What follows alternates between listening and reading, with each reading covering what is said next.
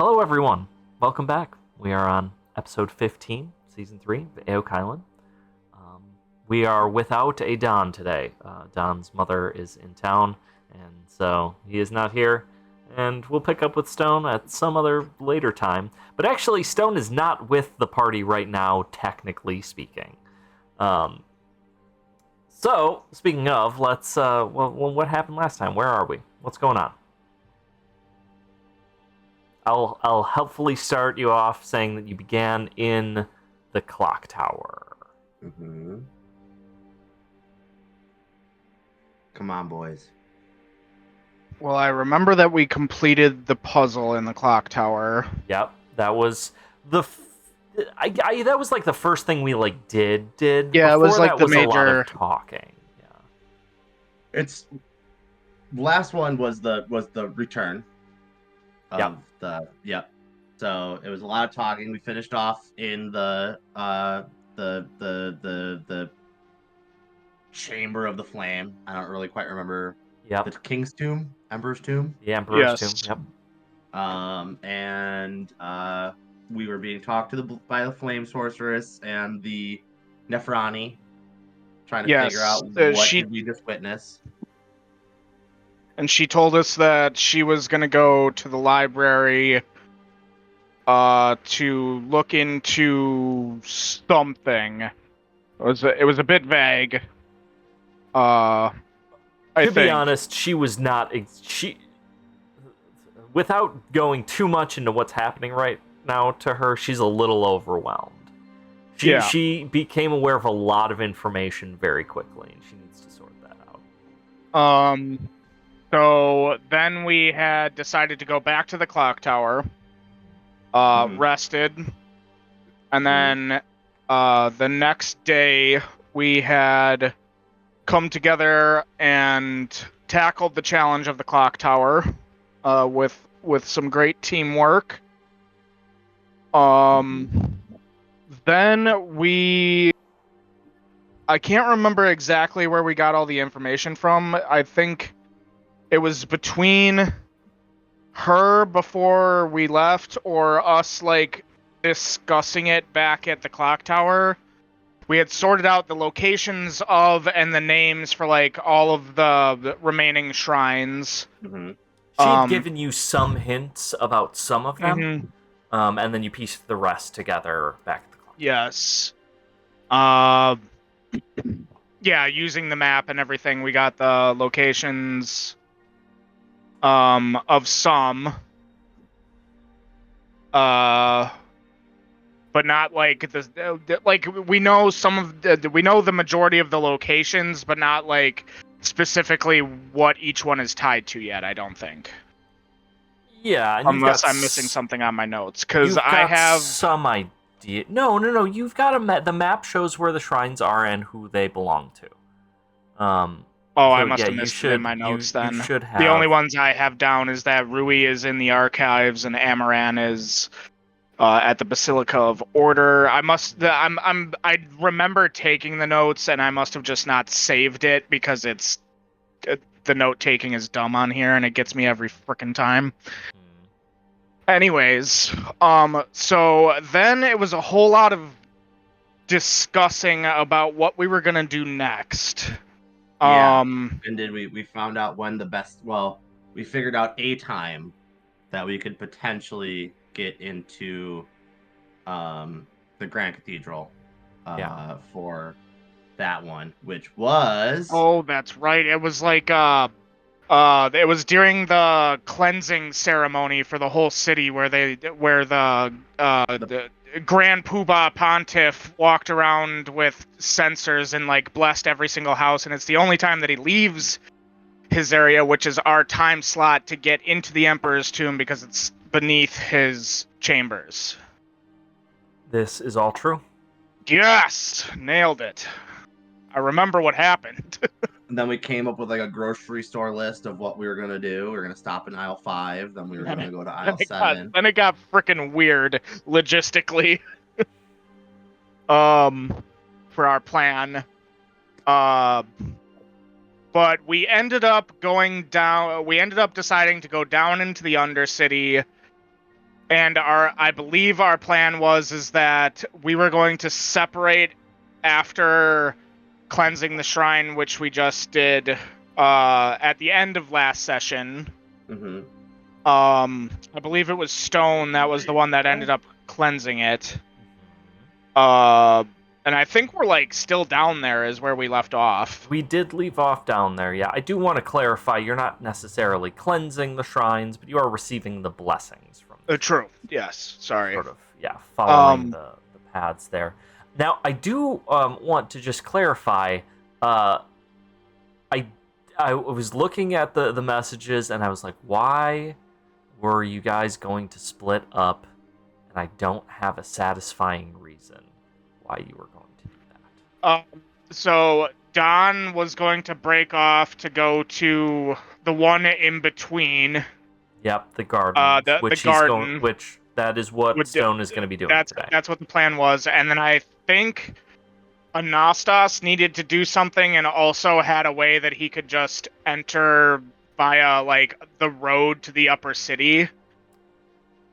Anastas is not positive that they can get through the main gate into the upper city any longer after what has transpired between him and Nikitas and Constantine, and it is not at all clear that front door will.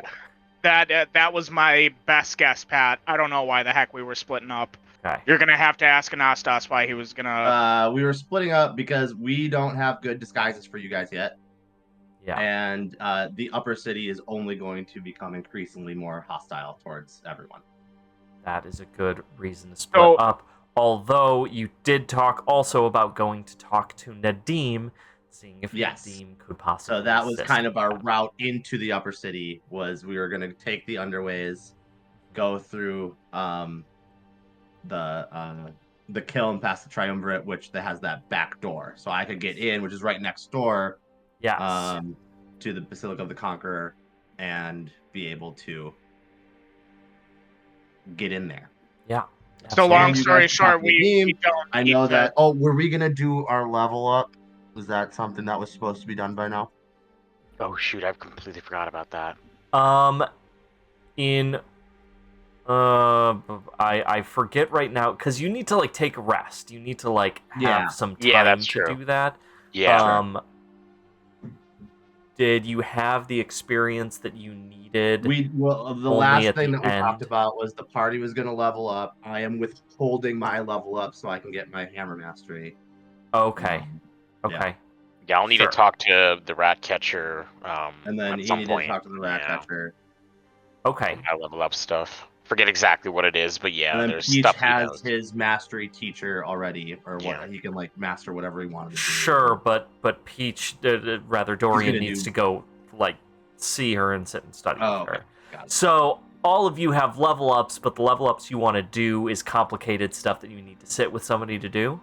Yeah. In that case, we're just going to do those level ups in game as you are able to do those things. Okay, that makes sense. I don't think mine necessarily needed anything weird because you're gonna take you're gonna take. Yeah, I have to take. I have to take Verulo's Fire and Adept before I can even start thinking about Mastery. And the other one that I was gonna open up was Medicus. The Medicus, which I believe you talked about. Oh shit, what's her name? Not Lyra. The other Talia. NPC that Talia at least knows enough about Medicus to be able to teach you a little. And also you've been around you've been circling the Medicus train for a while. That's very much something that you could have grabbed a book about when you were in Arcadia and just have. So yeah, 100% fine. Take Medicus if that's what you want to do. And in terms of if you want to take it right now, yes, yeah, absolutely. I'm cool with like leveling up when the rest of the party does. I feel like it does just sound like that's gonna happen like not all at one time though. Oh, So Okay. you should just take Medicus right now. if You you're should gonna just take it. it. Can I also take Adeptin Barulo's Fire right now? Sure. We'll say that was your rest yesterday. Cool.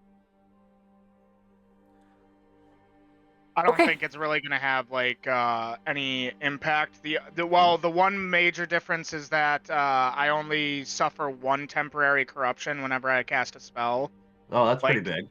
no matter what.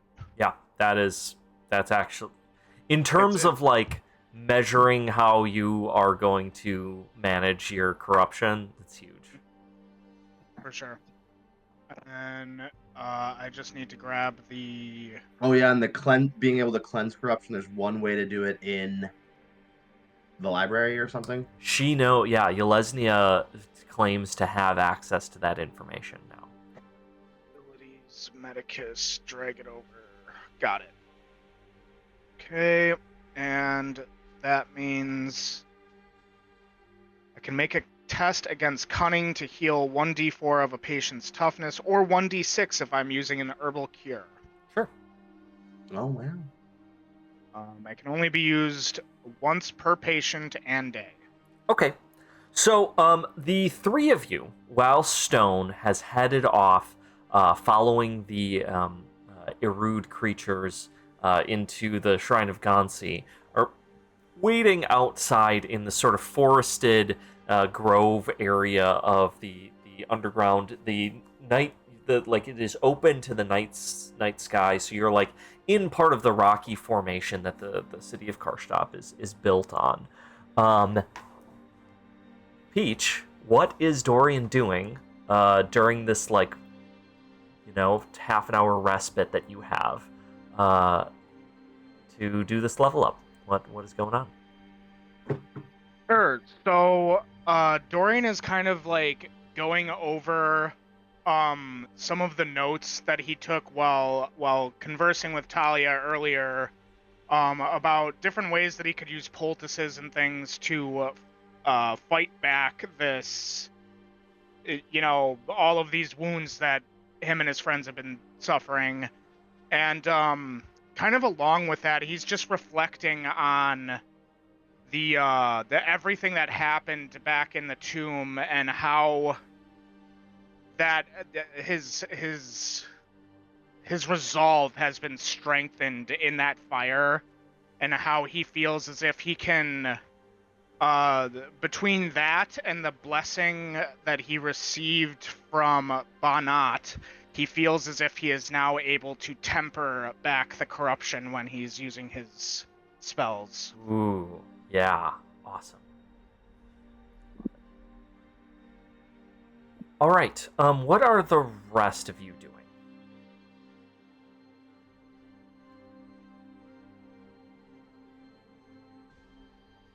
I was gonna catch you, but you got it. Yeah. Anastas would be, contemplating their next move about how they're gonna approach Might. Is not happy with being betrayed at all, so tempering themselves against doing anything that would potentially what's the word? Compromise the party. We don't want to do anything silly with order. So I think in a lot of ways, in a very often Anastas fashion, is kind of like maybe just standing there like a statue, like which may be very common for Anastas, but the party might know at this point when Anastas is statuesque. There's a lot of thought going on inside the old mind. What is Anastas's plan? What's that? What is Anastas's plan for approaching Diocese Might? Diocese Might, Anastas is definitely trying to consider who would be next in command. Okay. Who they actually need to talk to. Yeah. And approach. And Anastas is legitimately considering, if there is sway, pulling the Black Legion back into Karstoff. Sure. Removing them from the battlefields they're on to this. So Anastas wants to do that, or is concerned that that's happening? No, that's kind of where Anastas's head is. Oh. But it's gonna very much depend on how this meeting goes. Yeah. But Anastas is like taking note of like where they all are, what's going on. There's a deep concern in Anastas' mind of what's going on with all of the supplicants that have been allowed into the path of the pilgrim. Because the last orders were to allow them all in. Reassured that there is at least some sentiment in Diocese Might that does side with Anastas. There's at least one. Right. And if there's one, there's especially in an organization such as Might, if there's one, there's probably more. It's not I don't think it's a place for a lot of crooked nails. Yeah. Might also, well, first off, how well do you think Anastas knows about like current politics in Diocese Might? Probably not. Yeah, is not up to current affairs. Right. I would say, as a lot has been a culture shock to Anastas. Sure. And just the realization of how much time has actually passed. Yeah. Because it's hard for Anastas to wrap their mind around that. Right. And then the second question is, well, not a question, but Diocese Might, in comparison to the other dioceses, is run, I'm not going to say, I guess I am going to say more egalitarianly, that, there's certainly a hierarchy, and there are orders given, but I guess I would say it's run a little bit more democratically. That people are allowed voices, and you are allowed to voice. That's what's happening right now. They listen to their generals. They listen to their leaders. Exactly. Everyone is getting together right now to try and make a decision about who the new archbishop should be, presumably, if things are working correctly. Yeah. If they know that Nikitas, not a lot of time has passed. It's been a full day. It's been a full day. Yeah. Okay. So likely they know, or at least what Nikitas' body. We also don't know what what's his name? Constable Order. Pierce. Say the guy from Order who organized the meeting. Constable Pierce. Is that his name? The one who you saw who betrayed you? Yeah. Yeah. It was Constable Pierce? Pierce, yeah. Oh, okay. Yeah. So assuming that he had his fingers in that situation, likely knows that it went not well for it. Did not go according to plan. Correct, yeah. And Nikitas' body was left in the gardens.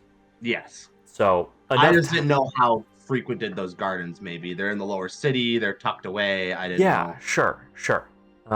Completely fair question. Sure. So yeah, you're not sure, but I don't. We're walking into a situation which Anastas is going to become privy to. Yeah, absolutely. Yeah. So, what is going to be our first step on that? Well, okay, I asked what everyone else was doing. Eric, what is Alexander doing? Yeah, it's a bit of a waiting game right now, isn't it? Yeah. So Alexander's got half an hour to kill. There are these creatures that are sort of eyeing you, making sure that you do not come into their little camp area. Actually, we can move over there if we want. Oh yeah, because we're still with the little dudes.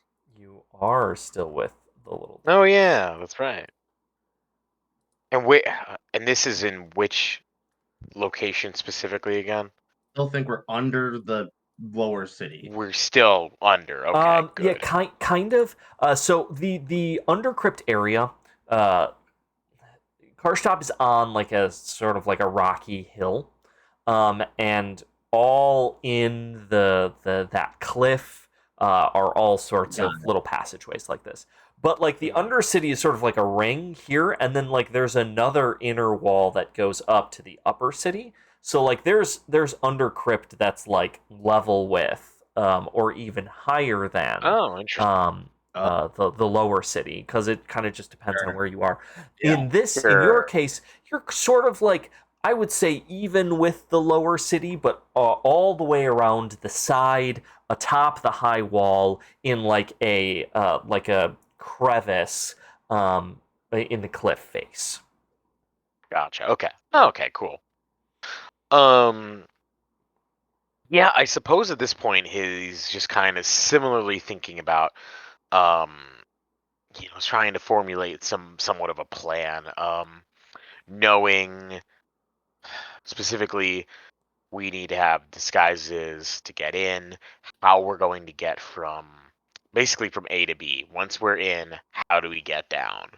Um, I I would say he's kind of just going through some of those options in his head, scenarios, exit strategies. That's going to be, I think, important in a way. Because once we're in, like that's going to be hard enough. But getting out, Sure. how we plan to do that. Yeah.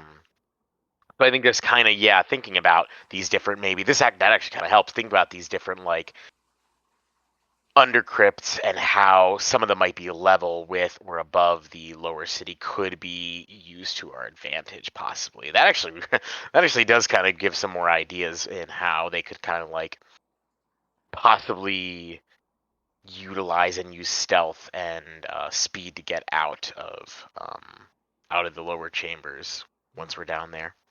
So yeah, As you're plan. sitting and thinking about this, you look over and you see one of the creatures, a smaller one whose horns are only just like little nubs right now.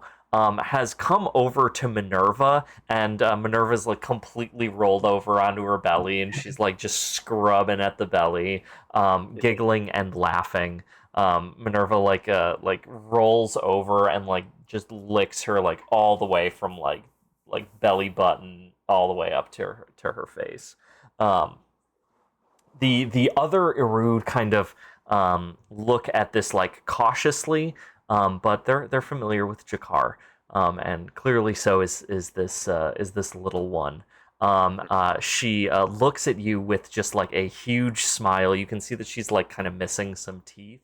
But then like when she sees you, she sort of like registers that like you're very weird for her. And she gets scared. What would you like to do?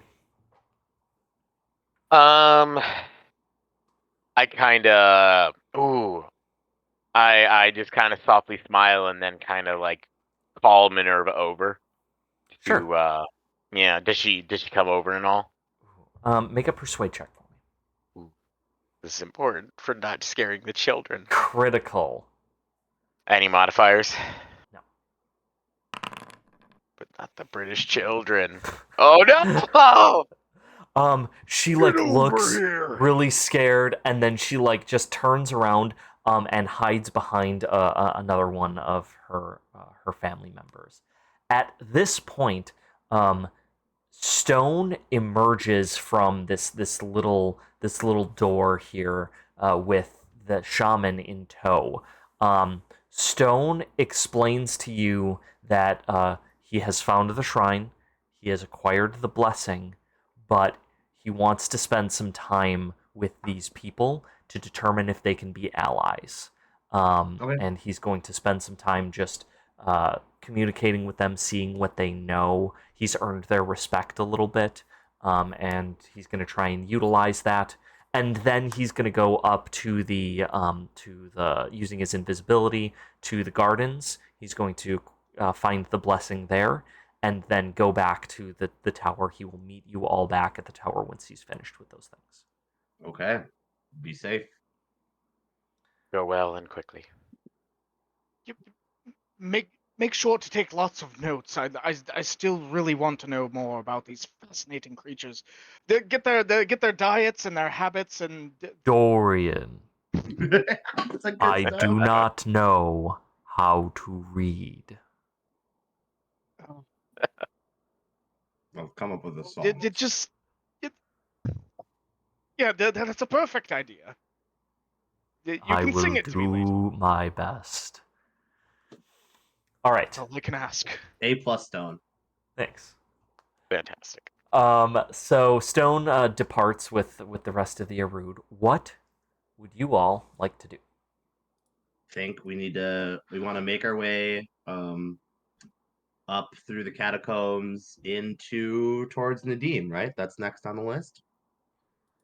Yeah, absolutely. Before we do go, I will kind of like give Minerva a little scratch and say to her, "You can go with them. The little girl needs protection. Stay with her, and we'll see again. I'll see you when I see Stone." Minerva sort of like rears up so that like her front two of six legs are free and gives you a little salute, and then like scurries off towards the little girl. And keep Stone out of trouble too. Minerva is completely unsure whether or not she will be able to do that, but we'll try. We all are. Halfway through this session, Minerva runs up and starts sign languaging a bunch of like practically like. What's that? Timmy's stuck in a well. Exactly. Yes. 1000%. Okay. Yeah. All right, we're gonna get the. Yeah. Give me a second. It's taking a while. Yeah. There we go. All right. So we are headed off to the Shrine of Kenot to see Ratcatcher Nadim. Yes. Yeah. Make your way there and go through the jet black door that leads to the sanctuary. Sanctuary of Kenot is black as ever. Its sharp edges and points reflect the light from Anastas's censer and the various white crystalline lights on the wall in 1,000 fractious pieces around you. Yet everything remains dark. You hear voices ahead, muffled and quiet like whispers that still echo. The time is not yet, but someday soon, before the month is out, our reckoning, our exaction of what is true will begin. Spread the word, my sib. Nadim's voice stops. It seems that we have visitors. Approach. You all enter the shrine. Anastas nods at Nadim. Nadim is seated at the foot of the basin altar. Arrayed around him are several old, battered, and unkempt Najit of no discernible diocese. If they were not attending so well to Nadim and then appraising you in equal measure, you'd think they were feral. Ah, our siblings in arms, come, join us. Nadim motions over for you to sit, and two of the Najit move over to make room. Nastas will walk over, take a knee. Alexander will bow and also take a knee as well. And I'll put down Nikitas's skull and hammer. Excellent. The Dorian walks over and takes a seat, like and sits down next to the Najit, kind of looking over at them. Hello, my name's Dorian, and reaches his hand out to kind of shake the Najit's hand. This feral-looking. It's so the Najit that you're looking at is like got like no eyes, but like still has like a long white beard, and like long white hair. Is wearing like what amounts to a burlap sack. Imagine like Tolstoy, but a skeleton. That's kind of what we're looking at here. And he just looks you up and down and nods and reaches out for your hand.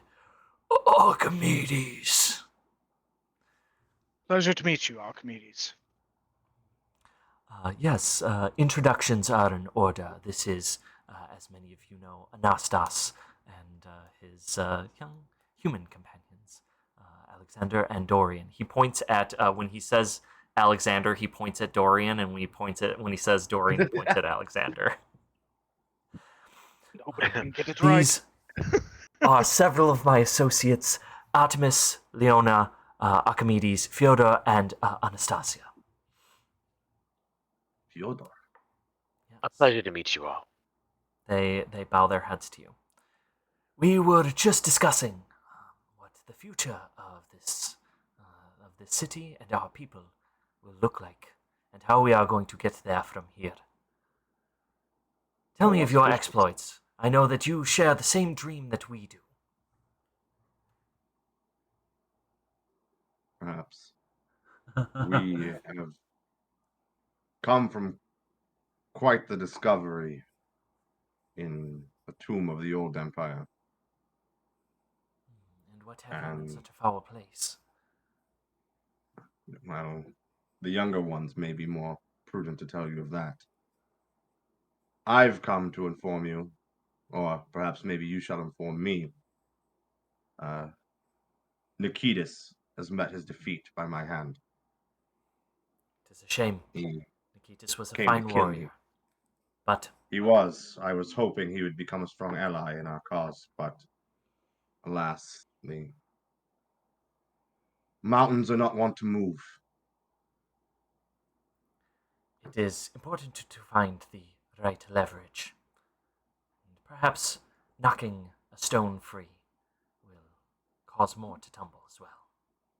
And that is what we are here to do. My next stop is on the way to Might to make sense of the new situation. Have you heard anything through your little birds? The news of Nikitas' demise is not new to me. Might, even now, is convening so that they can determine a new archbishop.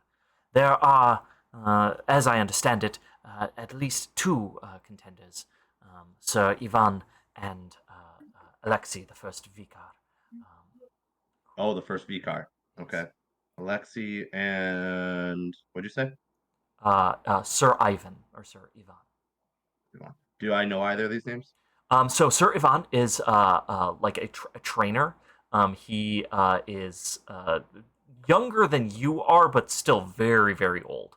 And has trained almost every single Najit that has come through Might, at least in some respects.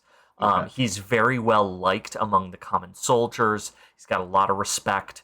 But he is he's a firebrand. He tells it like it is. He does not mince his words at all. And the higher ups in the clergy and especially in the Grand Cathedral are not about him.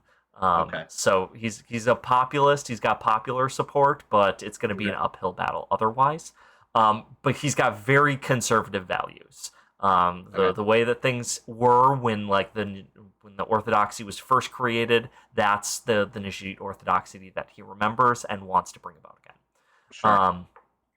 First Vicar, you never heard this name before. Never heard this name before. Never heard this name before. Yep. But was good enough to become Nikitas' first Vicar. Yeah, absolutely. Is that is that a selected position or an elected position? That is a selected position, and would speak to a combat prowess. Okay. This person must be very skilled in order to get to that position. Got it. So you were asking, what news? There is that, and the warrant for your arrest was particularly interesting. I assumed such thing would come about. Yes. No doubt sent by Constable Pierce. Constable Pierce, yes. But you are to be brought before the pontiff himself. I congratulate you. I judge a man by his enemies. It's well to be judged so favorably. Such a position is not common to me these days. Well, I have no doubt your choice for who you would like to see lead Might. Yes. But I shall leave such matters to you, I think. And such matters will be done. As for the tomb... for the tomb, yes. Dorian, Alexander, would you pray tell your... Is this someone that we want to share this information with? Talking as a player here before we jump into this.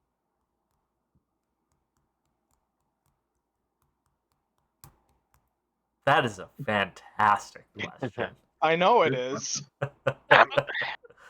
I mean, Alexander likes Dean, but these others, yeah, he's not.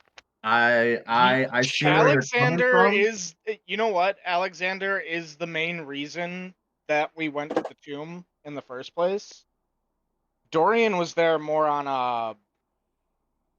out of extreme curiosity about more like the people and these artifacts and such, almost like a expedition for knowledge rather than like what we actually went there for.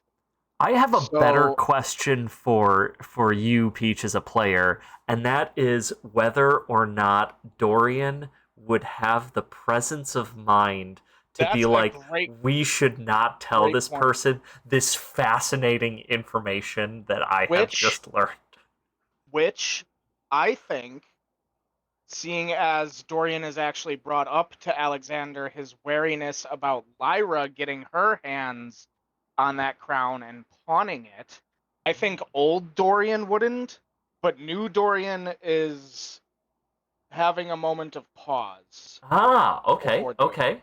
Sure. And he will turn to Alexander whether or not he wants to share what happened, and kind of like raise his eyebrows and just mutter under his breath, "Be careful." Ooh, passing the buck. Shit. I feel like Alexander's notoriously vague.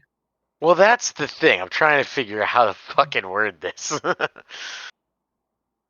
want to leave out.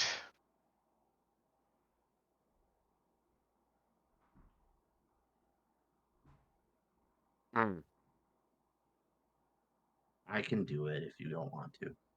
I'm just trying.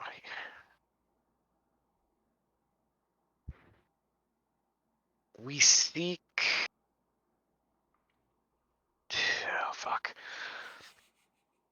We seek to gain entrance into the Emperor's tomb from above, from the Pontiff's chambers.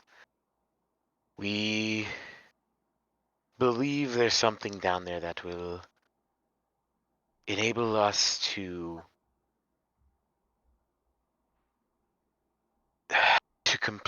complete our tasks.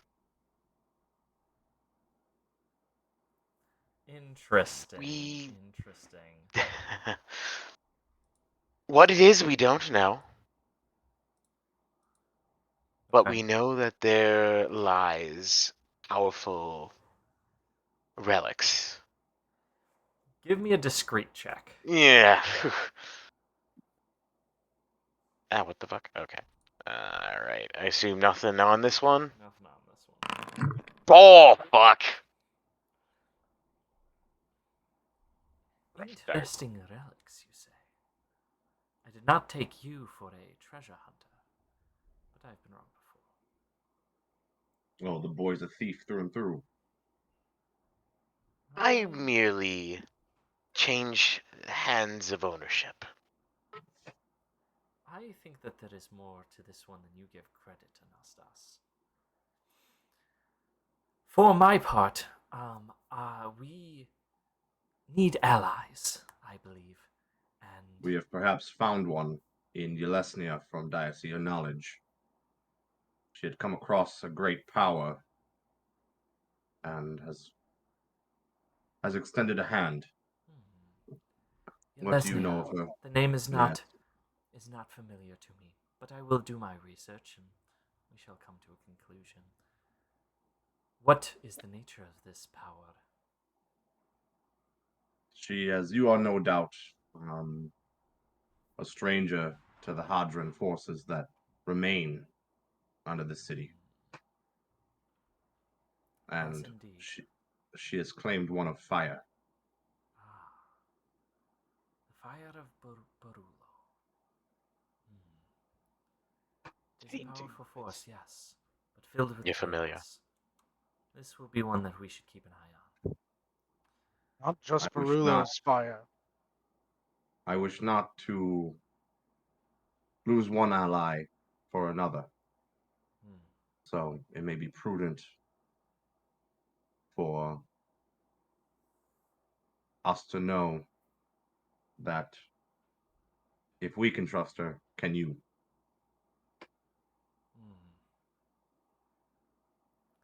I'm not one to jump in when I have not looked for myself. Let me ask my people. Let me take a look at this Yelesnia, and I shall tell you then. Nadim, we also came to you with a few questions of our own. Hmm. We are looking for perhaps if you knew of any sort of disguises that we could use so that we could wander the upper city without being caught, both with the Nostos being wanted and us, well, with flesh on our bones. Um, the rest of you do not notice this, but Anastas, when Dorian asks for disguises, you see oh my god, Nadim, kind of twist his face in such a way, as if he was smiling. There's like They a do little bit. not wish to yet join our kind, Nadine. A pity. Only wish to appear so. Perhaps one day. Certainly. We one day, all end I up think. somewhere. I. But if you could aid in that endeavor, would be much appreciated. A favor, once again, in service of another. I do not have anything for you here. However, I have an idea. There is a shop, a store, unlike any other that you will find in the city. It is in the lower city, and it is run by two very interesting individuals. There you can purchase all manner of things. I am sure that you will be able to find something to your liking there. And You perhaps something else to your liking as well. Could you perhaps make a mark here on our maps so that the lower city is rather large. Yes, absolutely. He marks a spot that is just sort of outside that large market area that you had to run through. Wow, this is months ago now. But yeah, there's a large market area, and this is sort of just off of just outside of that, in sort of a tenement area, a very rundown section of the lower city. Perfect. Thank you very much. And there was one other thing I was rather curious about. A man of your experience and longevity. Um, I was perhaps wondering. I had heard rumors that there may perchance be an entrance into the archives and the library within the Undercity. Have you ever heard of such an entrance or where one may be found? That is certainly an entrance to the archives from the lower city. However, I do not know that you will want to pass through it. It is Why is filled that? with feral Najit. Oh. Dorian just kind of gulps. Well, Dorian's quite the slayer. Is he now? Now that is something that I would like to see. Dorian just gets really red in the face, kind of cowers behind his map. For my part, in our search for allies, I believe it is time that we reminded some amongst the people of what their duties are. At this point, Fyodor, who is a like shambling skeleton in a sort of like a monk's robe. Um, Nods his head quickly and says, "Yes, yes, I will go tell the people. I will remind them. There are many among the people who have forgotten, and I think they would be likened to join us should they be given the opportunity. Let me go with my people and speak the word, the good word of the dead hand." Pilgrim speed with you, friend. Well, Now, Nadim, what is your plans for the benediction?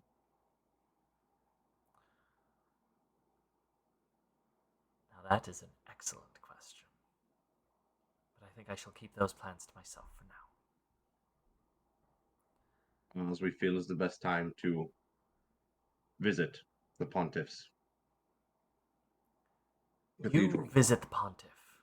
You visit the pontiff's residence, and I shall visit the pontiff himself. You think you could keep him away for some time? I think that where I will be sending him, he will not be returning, no. You've been I busy like the for a sound real of that. long time, Alexander. I like the sound of that a lot. I tremble to say this, Nadim, but I trust you only wearily. That is quite the endeavor you are. But I shall not look to interfere. If you need aid, my At hands this are yours. point, another Najit comes over and goes down to Nadim's ear and whispers something to him. Nadim nods and then gestures him to go away. And says, "Well, we all have our tasks.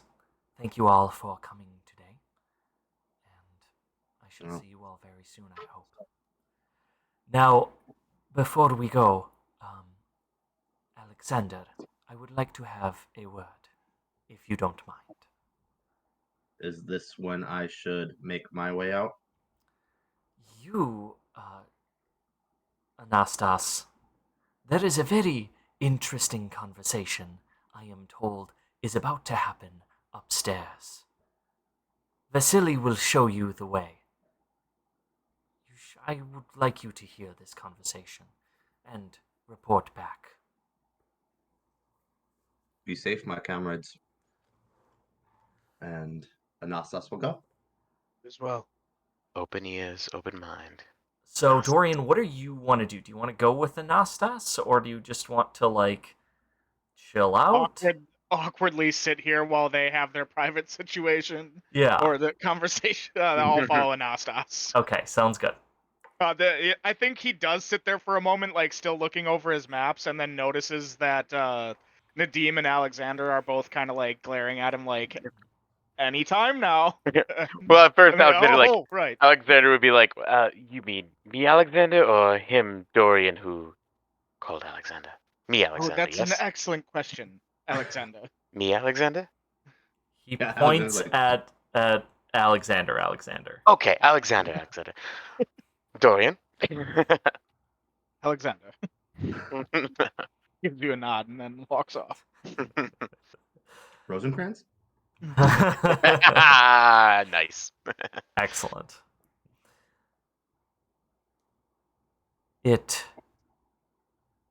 Your skills have not gone unnoticed, Alexander. Have you been having me followed? I have everyone followed. I'm glad to hear I've impressed. Why is it that you wish to be an assassin? Wish to be? Wish to be. Have I not already earned those marks yet? You tell me.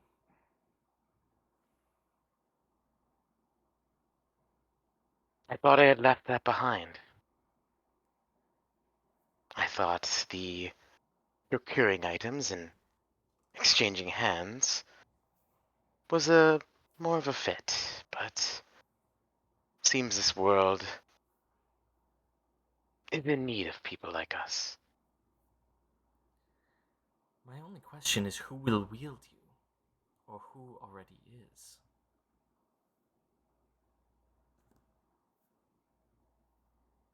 That is a good question, is it not? I wish I even knew. No man is their own master, Alexander. Always something else pulls the strings. Knowing who or what that puppet master is the key to understanding. And who is yours? I am compelled by two callings. One to my people, and another to myself.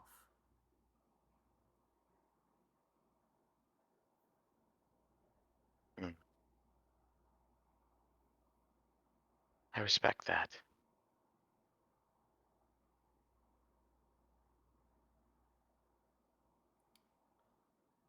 I think you will find, Alexander, that the life of an assassin and the death of an assassin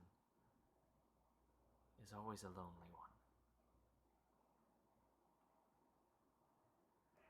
I can teach you if you wish,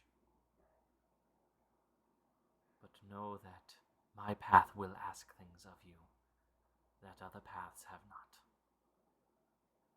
and you may not survive. I never planned to survive. You must promise me one thing. Of course. Your friend Anastas is incredibly powerful, almost unstoppable, and growing more powerful by the day. There may be a time in which they truly are unstoppable. However, they are also unstable. If the time comes, I need to know that you will be able to stop them.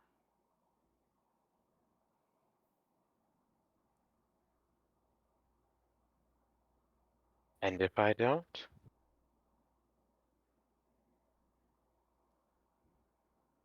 Then I do not know what will happen. But I am sure that you have seen it as well as I have. There is something in there. Something apart. And I do not trust it.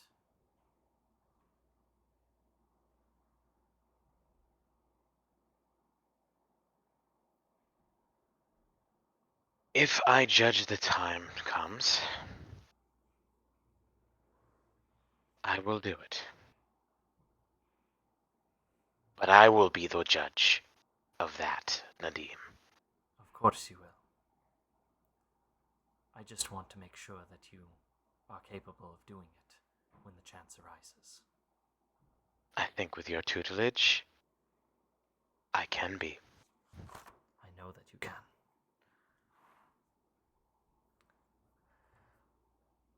All right. With that, Nadim stands and says, "Come, I think that you will want to see this conversation as well." He silently stands and will follow. Anastas and Dorian, the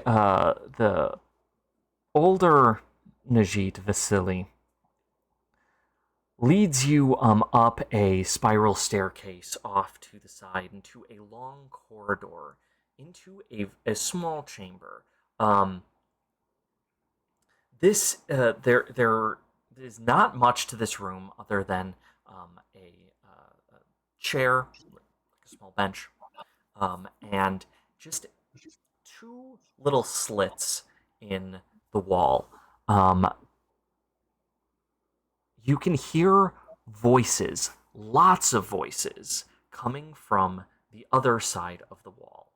And Anastas, you recognize these voices instantly as the voices of the chorus inside the Kiln of a Thousand Voices. Vasily sort of like gestures for you to like approach the little slits, the little like eye slits that are in the wall. Do you look? Yes. Okay. Through the wall, you see that you are in some sort of like listening post. You must be behind one of the statues in the Kiln of a Thousand Faces. There is smoke that is sort of filling the room, and the voices are still a dull murmur, but already you can see that that crystalline sarcophagus that the triumvirate rests in has begun to glow as they awaken. Give me 1 second here. Who is it for then? That is a great question. What is So the triumvirate's body rises up as it does with her three-headed obelisk of a head sort of spinning to life as the chorus grows quieter and quieter. You cannot quite yet see who has approached because of the viewing angle that you have. But you can hear that there are several footsteps, dozens, in fact, of footsteps entering the room. This is not usual. Usually it would be one person at a time. And the triumvirate spinning to life, Orlinda giggles, well, who is there? And you hear the low, quiet, raspy voice of Pontiff Istolt as the Pontiff steps out, sort of like into the light before the triumvirate. Anastas, you are like you are startled enough by this happening that they exchange pleasantries, but you're not exactly sure what is said as you are processing this information. Anastas is scared. And a feeling that is not atypical. familiar. Yeah. Yeah.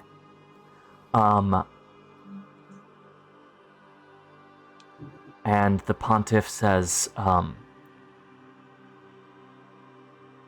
we have been together a long time, you and I. Many, many years.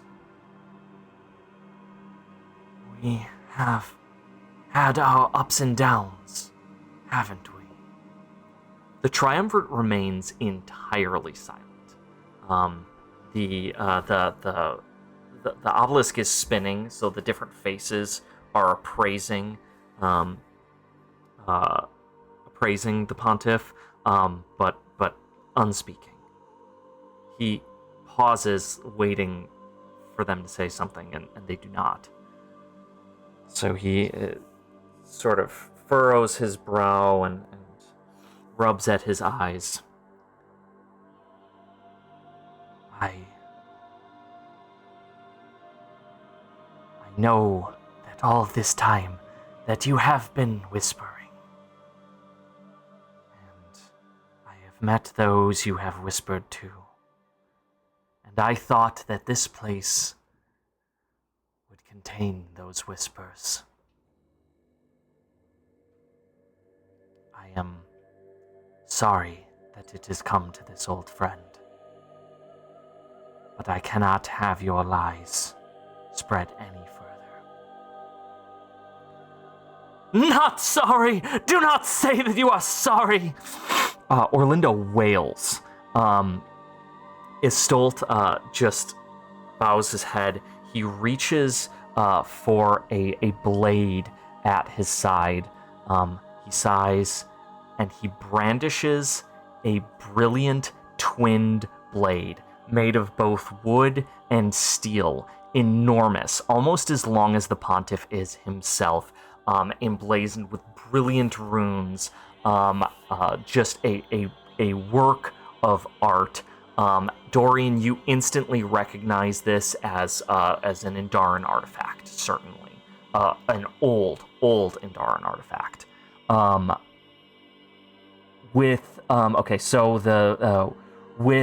With surprising ease, the Pontiff raises the blade and pierces the bodies of the Triumvirate entwined in their mutual embrace.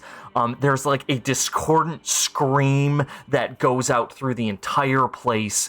It's like the three voices of the Triumvirate. That obelisk is like spinning around, and all of the chorus that is surrounding this place also starts screaming, and in a moment they are silent, and all in unison drop to the ground with the large head hitting the ground with a crack.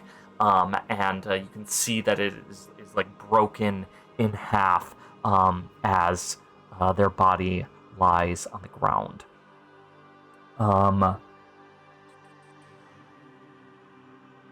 So it is done, then. The Pontiff mutters. He sheathes the sword, turns to leave, and you can see now he is flanked by 12 elite knights. This would be his personal guard. Some of the most deadly and just dangerous knights in the Najid Orthodoxy. And without ceremony, he walks out of the chamber, leaving the Triumvirate dead in the center of it. The entire core is quiet. You can see the surface of the Dorian can see the surface of the slots or whatever, the wall, the statue, literally being like gouged out by a Nossos dragging their hands down the wall, and turns, grabs the wheel and grabs the hammer. What was that? What just happened in Ostos? A great Who blasphemy. were those people? You have witnessed the greatest heresy this world may have seen since. Nadim is a little shaken by this revelation as well. They were a testament to all the Najid could be, and a piece of our hope is now gone.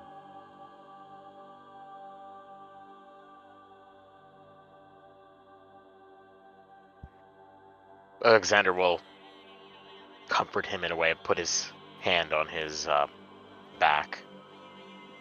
There is much work to be done. There is much work to be done. I would caution you against doing anything foolish. Let us try to survive this day so that we can succeed. This is a moment where the soul is tempered in the forge, and I shall not have it lost. May your blade be true, Nadim. It shall be. This blasphemy will not go unpunished. It shall not. And with that, Nadim turns and leaves you in his inventory. The Pravoslavi must know what has happened today. And so you shall tell them. he calls for as he's like going down the staircase.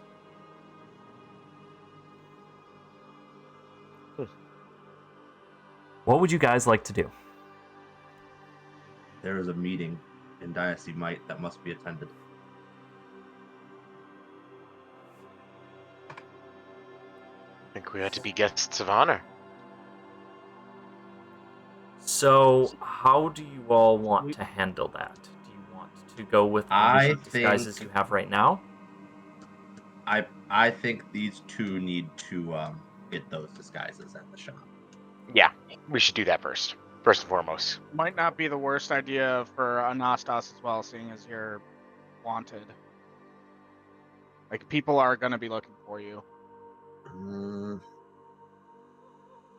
I don't want this moot to go on too long without me being present.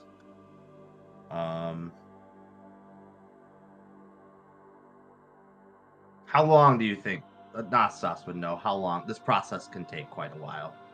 Yeah. Oh, like months, like years in some cases. Okay. Yeah. Yeah. Tempered. This is a time for calmer heads to prevail. Then I vote that we go and get disguises before we attempt anything rash.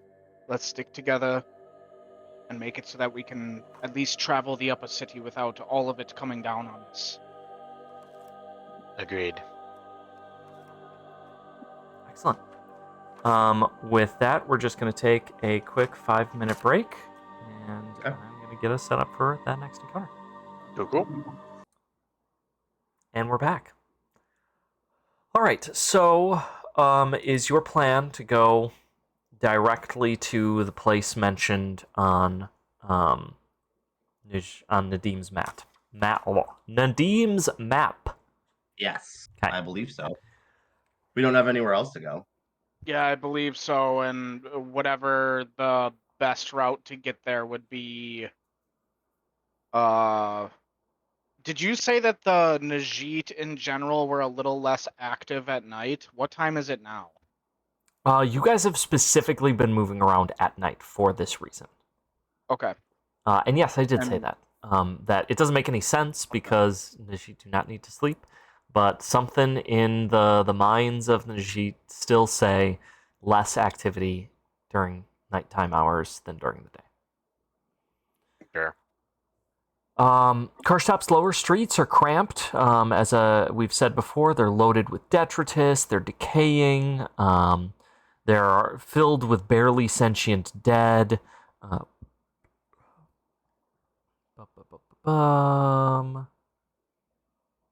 place has the stench of rot and decay, and all of the alleyways blend into one another. It's a labyrinthine sprawl to get through this place. Your disguises are holding for now, but you will need to make a check to try and locate this place based on the map. Okay. What do you want? Dorian has a specific thing for this. Yes. Dorian has both cartographer's tools and the cartographer skill, which gives +2 to any checks relating to a map. Yes. So yeah, I would call this a cunning check. So, and do you have any other modifiers you'd like to add into that, or is it just... I, in fact, do have a modifier. It is going to be -4. Oh, okay. Is it just general difficulty, and because it's a labyrinth? Yep. And a older map? Yep. These this area of the city is specifically very difficult to get around. You got it. Hell yeah. By 1. All right. The alleyway before you is a tangled festival of ribbons, hanging clothes, painted walls with kaleidoscopic patterns of color and shade. Doors are adorned with collectible bottles, dead insects, stones, bits of glass, nets, cards, cloths of all kinds. Little statues and baubles rest on every surface. You are overwhelmed by off-key singing and perfumes and scents of flowers, fruits, earth, musk, wood, wine, fish, and urine. Being here makes your head spin. It is sheer, perfect chaos. At the center of this web of ribbon and hanging clothes is a shop of sorts, open to the air. Suspended in the center of it is a mobile, or like the crude approximation of one, from which hang two glittering silver glass orbs, which sparkle brilliantly in the moonlight. A Najit woman with a large pink wig cackles as she hangs from the orb, riding it like a horse or a child on a swing, as she polishes it with a dirty rag, somehow making it dirtier than when she started. Another Najit, this one wearing a dress made of dead rats and birds, hums a tuneless melody while stitching together a quilt of gaudy dresses. Oh my. Anastas and Dorian say in unison. Alexander is unfazed. Sure, why not? Just like Never home. been to one of the Gareth brothels before? What would you all like to do? It's just like the muffin shops back in Arcade. You've Dorian, you passed your cartography check, even with a -4. Awesome.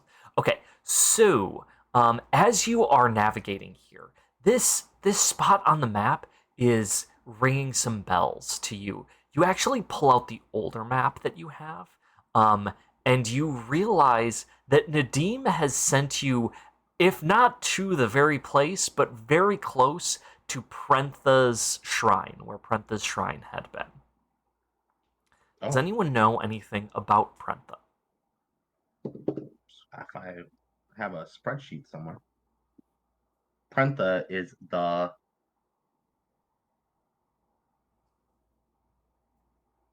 I know it's a lesser Aoka. Yes. Yeah, that's true. That's true. Somebody want to throw me a cunning check? Sure, you got it.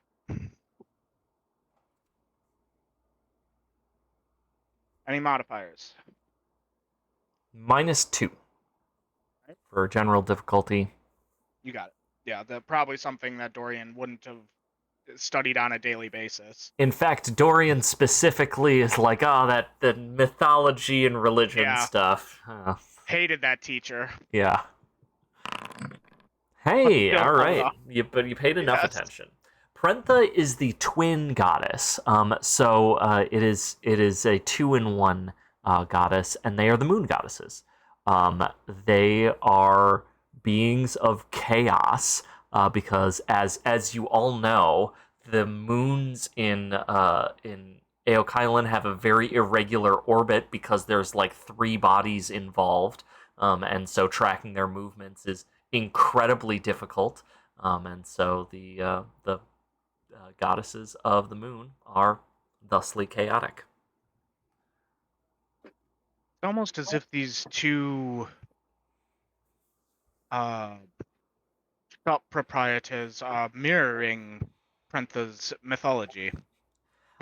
Which As you say this, the one of them that's like knitting stitching that quilt together, there's like a particularly large rat that is like sniffing around the table next to her, and she throws some sort of card or something down, and she just says, "Here, stack them."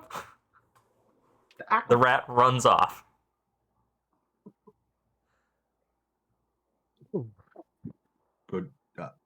Good evening. Oh, hi there. Is that your rat? No, I thought it was yours. Huh. Pleasure to meet you.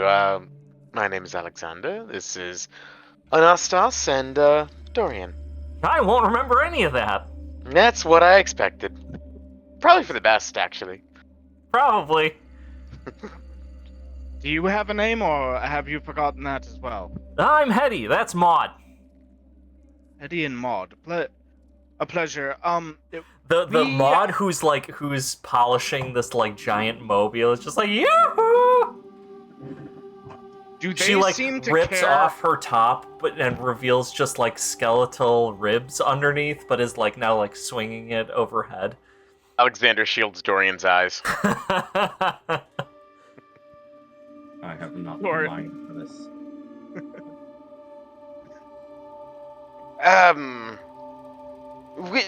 Pardon, but do we, quick huddles up, do we know what these disguises are like called or supposed to be? This seems a bit suspect. The machinations of Nadim's mind remain a mystery. Should I mention? Suppose I'll mention him by name. By chance are you friends of Nadim? Oh? Yeah. Do you sell?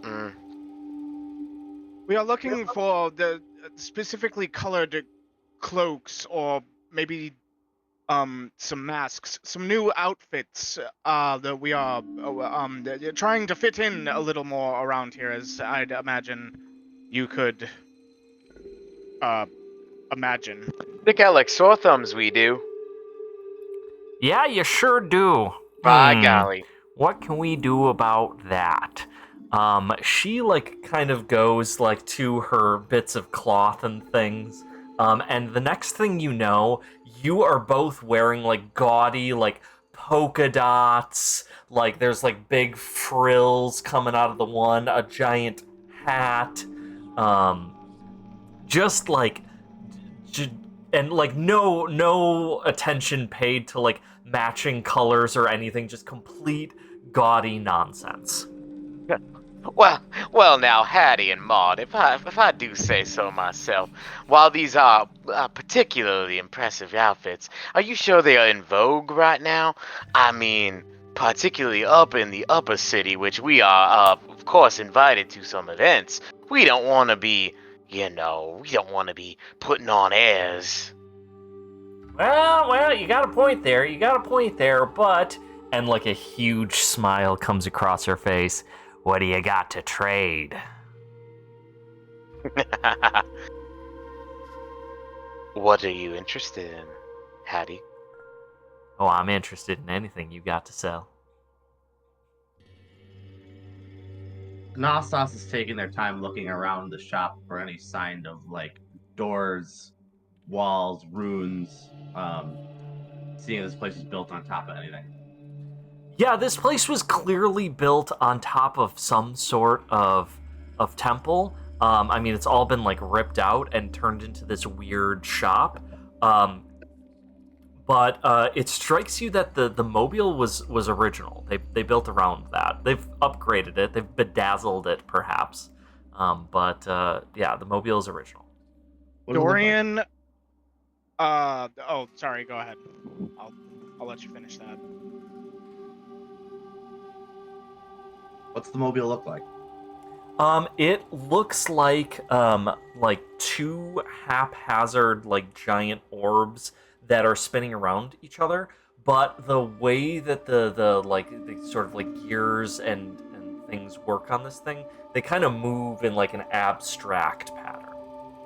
I will tap Dorian's shoulder and point at the mobile, and then we can return to Alexander and Hattie.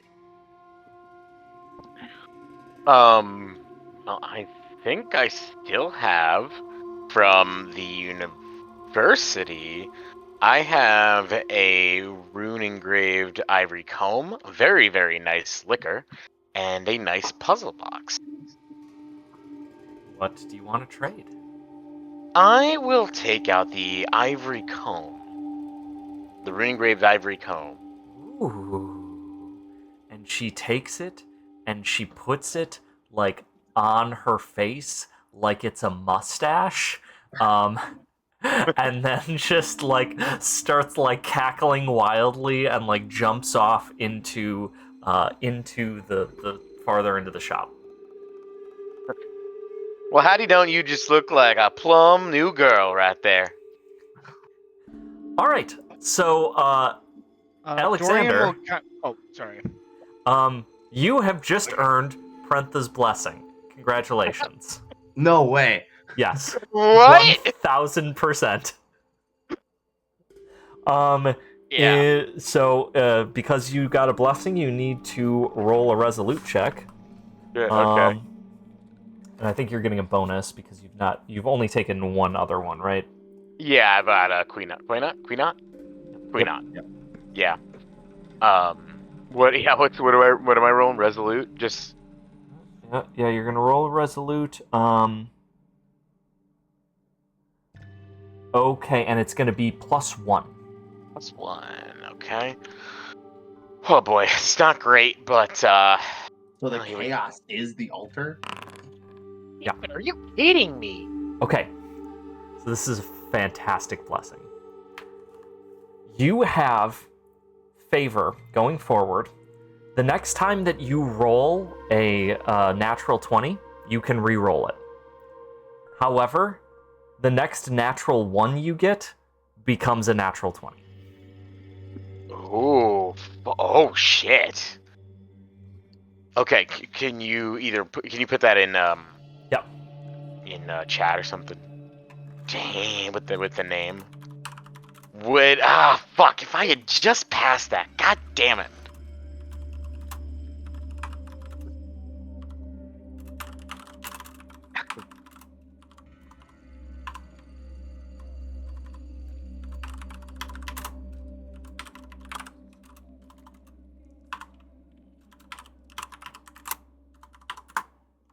Oh, perfect.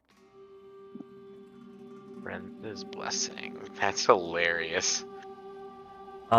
Yeah, the chaos is the shrine, and giving them the prompt was literally you have to give them any random thing. There cannot be any reason you give it to them. No, you can't be trying to. It just has to be a random thing that you give them. Fuck yeah. So when you're like, oh, what do I got in my bag? Oh, I picked this shit up. Here you go. Perfect. Flawless. Awesome. Okay. So Okay.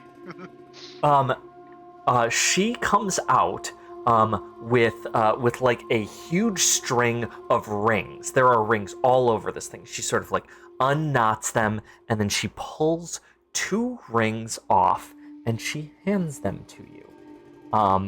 And these have just like a white skull on them. Rings with like a white skull on top. There you go. Enjoy. And with that, she like starts singing again, turns around, and like dives back into the shop, face forward. Is Maud still there? She's still like now like sexily washing this mobile as it's like spinning around, and then she like kind of falls off of it back into the pile of stuff. Dorian covers Alexander's eyes. Well, now. Yeah, like her dress is now like completely inverted, and you can just see her legs like dangling up in the air. Well, now, ladies, I may be a simple country fella here, but I'm not sure exactly how you mean for us to use these rings. I have any idea what these things are? You have no idea what these things are. No, not at all.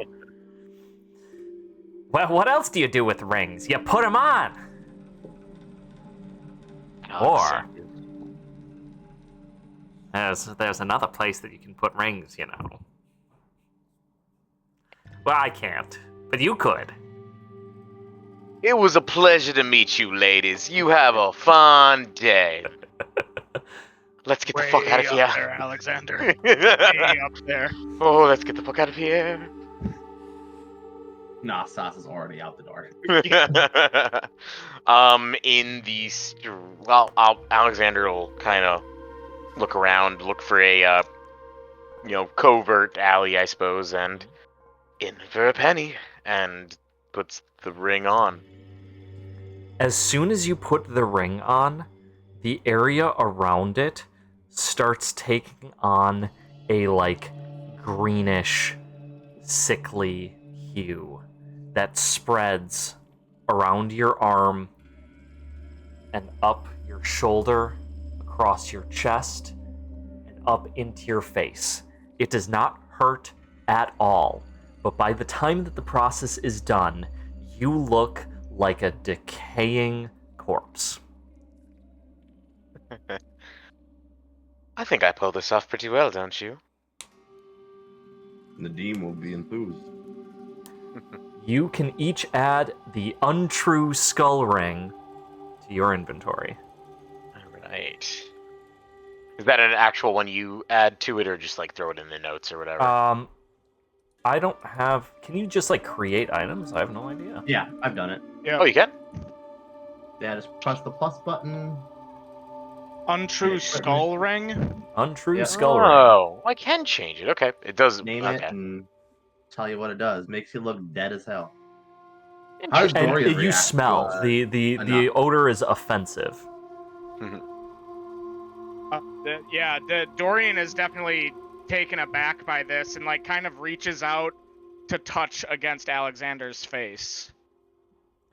Alexander's face, to all appearances, is gross and decaying.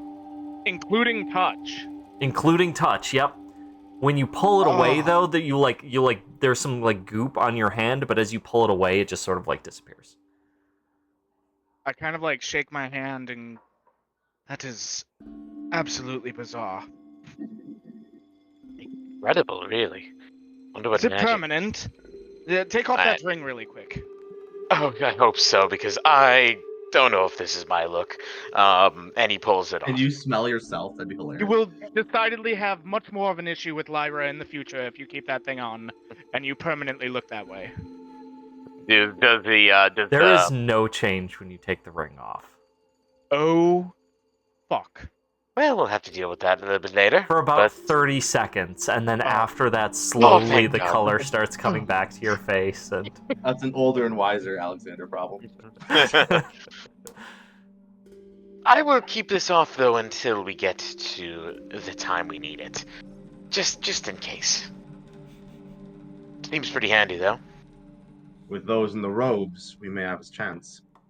Indeed. are you keeping the hat? Oh, well, hang on to it, but I may not put it on. I do want to just point out that this is the third getting Alexander and Dorian dressed scene that we have had in this campaign. Amazing. The first time was the like getting ready for the ball, and then we had like the first Najit disguise, and then we just had the like wearing the polka dot dresses disguise. We love our drip, man. every good movie where they've got to go to the prom or whatever has the dress up scene. We're just continuing that trope. Fashion Souls is very important. Exactly. I mean, we could say this was based on Dark Souls, right? Yeah. So Exactly. we have to spend a certain amount of time looking cool. Yeah, absolutely. And a certain amount of time putting on armor to see how it looks and realizing that it looks like garbage. But it gives you poison resistance, so Yeah, so don't that's laugh. what I need right now. Don't My laugh. acting outfit, Don't bitch. laugh. All right. Okay, well, you guys actually probably travel safer than I can with those things. At the moment, yes. We'll need to figure out you and Astos, unfortunately. I think Anastas should stick with the polka dot dress. Quite freeing. Giant Honestly, though, steel with the bolt like robes and stuff that you have, you could cover yourself up. I mean, you're still going to be large. Yeah, Cover your But- face. There is certainly enough fabric here to figure something out. yeah, and then the big hammer and the wheel. We'll do what we do. I Yeah. still think Make the it work. easiest way into Might is through the kiln, which is going to be hard to walk through, but it might be prudent to walk through it. What is the kiln? It is now the The songs will tell of a great blasphemy, and its home is the kiln.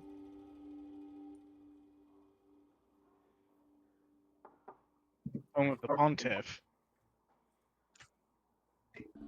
Where the triumvirate now sleeps.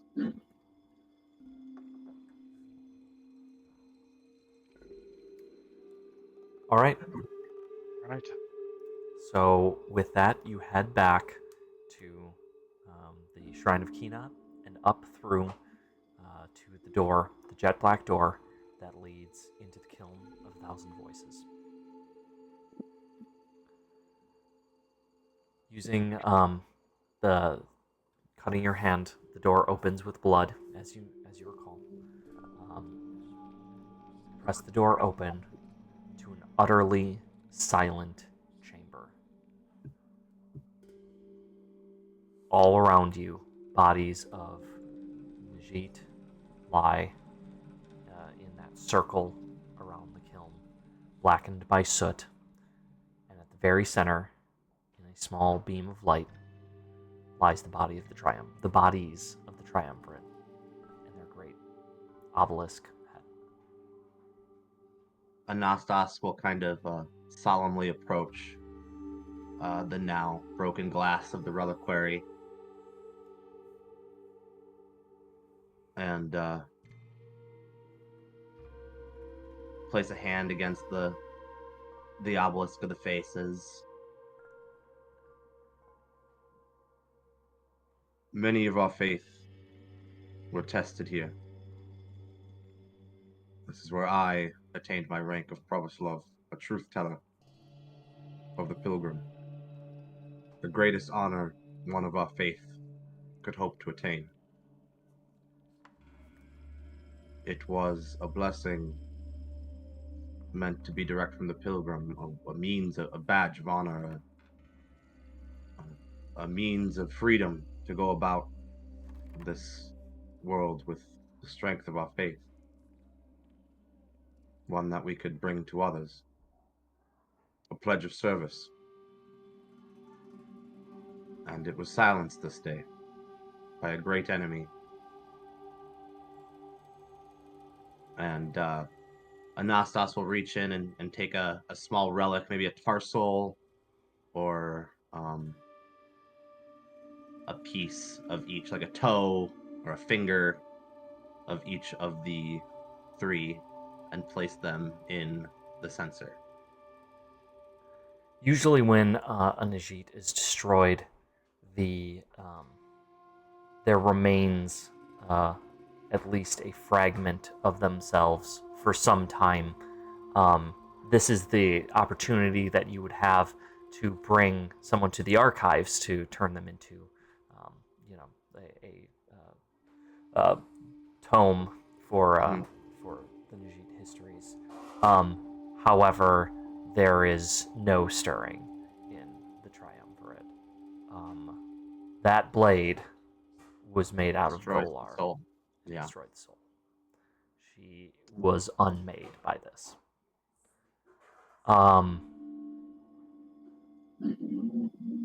Alexander, because you are on the hunt for this artifact, I will tell you right now, that was the Emperor's blade fuel sail that the Pontiff brandished. Oh. Interesting. Not unexpected, but interesting. It may only be in ceremony, but you will come with me for this final crusade. All right. Was he wearing a crown at all? The Pontiff? Pontiff? Yes. No, the Pontiff does not wear a crown. Okay. Yeah. Interesting. Don't you know the Pope wears a tall hat? It may be time to don those rings, my friends. Do it. Yeah, Alexander will put his on. After slipping it on, Dorian is going to approach, kind of like while his body is transforming into this decayed form, and just place a hand on Anastas's shoulder as he's near the triumvirate, and just gives him a look into his eyes and just says, "There will be justice for this, Anastas." And then the disguise finishes. Lead the way. All right. Once more into the breach. The Basilica of Might is all iron red, chains and spikes. Upon entering the Basilica, actually, before we get there, so you step outside the Kiln of a Thousand Voices. In the Kiln of a Thousand Voices, the triumvirate still had like they're incorrupt, so they still had flesh on them.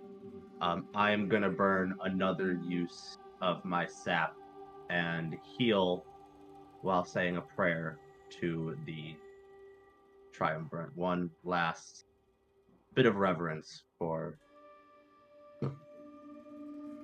these guys. Were you down?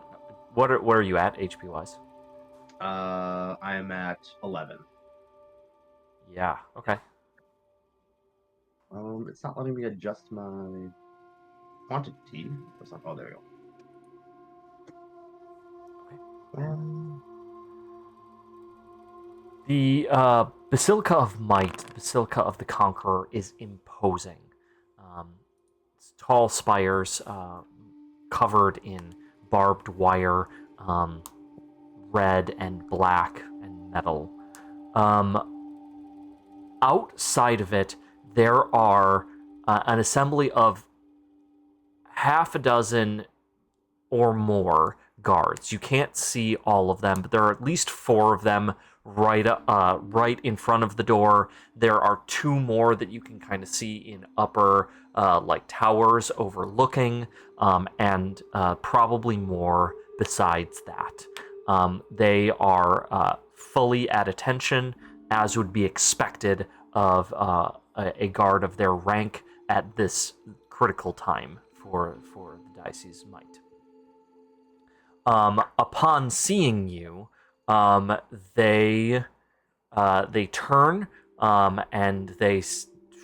Anastas, are you wearing a disguise? No. Then they recognize you. They seem to recognize you immediately. They turn to each other and exchange some words, but they're too far away for you to hear what they are saying. As you continue to approach, one of them in front says, "Halt, Anastas! The diocese is closed." I will pull out Nikitas' hammer and his skull. I request entry, given these circumstances.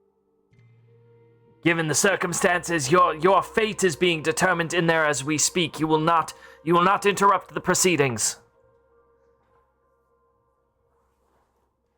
One of them in like the towers shouts, "The next archbishop will determine your fate." And you would have me not have a voice in that determination? You would deny me that, after all I have done for this church and this diocese? At least let me meet my accusers in the eye. Would you wish not the same honor?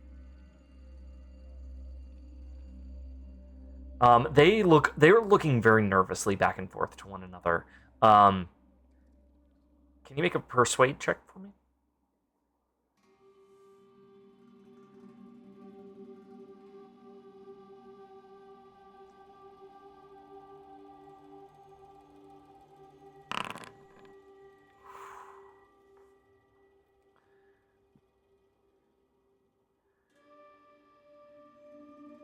He kind of looks down. "Greatest respect, Anastas. You have done many great things for our people.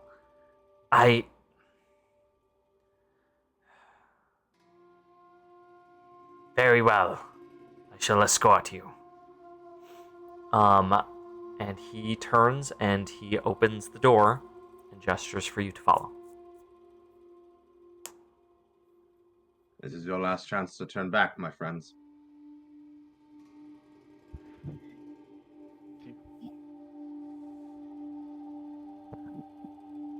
We all in?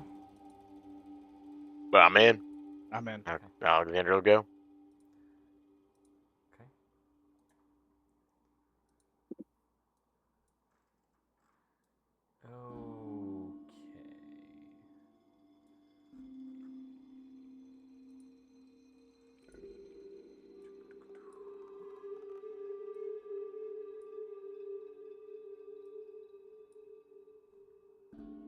Can you see? I'm at 99. I can see. I can see. Yep, all good. Upon entering the basilica, you are bathed in the dull heat of many small fires flickering within sconces and wrought iron grates, casting the halls in a red-orange glow. Nearly everything seems to be made of rocks or metal, often red and black. Rusted chains rattle as the immense doors shut behind you. The room is, there's only a short hall that leads to a very large room in the center of this complex. And at the center of this wide central chamber is the black, sandy pit where just a few days prior Anastas sparred with Nikitas. Now several dozen Diocese Might clerics argue over who should be named his successor. Hundreds more have piled into the surrounding gallery around you and also up above you to observe the negotiations in silence. Several heads turn to you and recognize Anastas are startled. Croaking gasps of surprise fill the air, and the conversation at the center of the pit goes suddenly quiet. The 5 clerics there, one of them turns and says, Anastas of the Wheel, you are not to be a part of this conference. Your fate will be determined by its outcome, and you are forbidden to enter. One of the Order of Might clerics, he's wearing a heavy iron chain wrapped around his robes, squeaks up, "Begone, you are not welcome!" Faces around are twisted into forms of Najit respect, but also revulsion at seeing you. Since when does might shy away from its enemies? We do not shy away, he says. We wish to confer in peace. Leave us in peace. You would confer without hearing anything from the accused. As a Pravoslav, you are not eligible. I may be Pravoslav, yet I am the one who brought Nikitas' end. So much more the reason, another of them shouts. He chose willingly to meet me in battle. As is our rights, such a thing may be a conference of authority. The 5 of them whisper back and forth for the lead one says,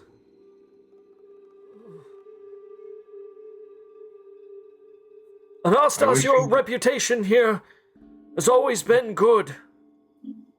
If you would speak, we would have you speak. Anastas will approach the circle, and I will toss Peatas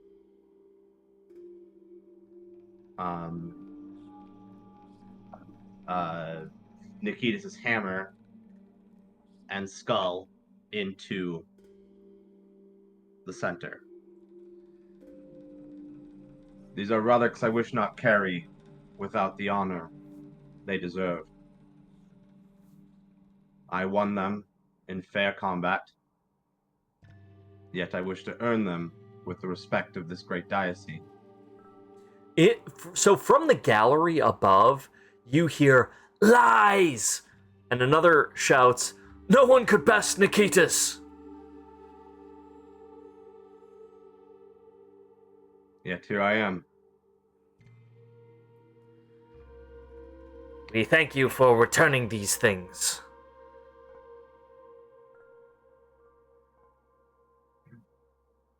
There is a great heresy afflicting our great faith. And you would know all about that, wouldn't you, Anastas? I would. One of the Najit kind of comes out of the crowd, and this is a Najit that is like fully covered in armor. It is full plate mail, but is very thin and wiry. This creature almost looks Indaran, with how thin and wiry it is, but not nearly tall enough. And it has two large, rapiers at its side. And its skull is completely encased in a helmet. You do not recognize this Najit. We are told that you are the blasphemer, not us. Why should we trust you?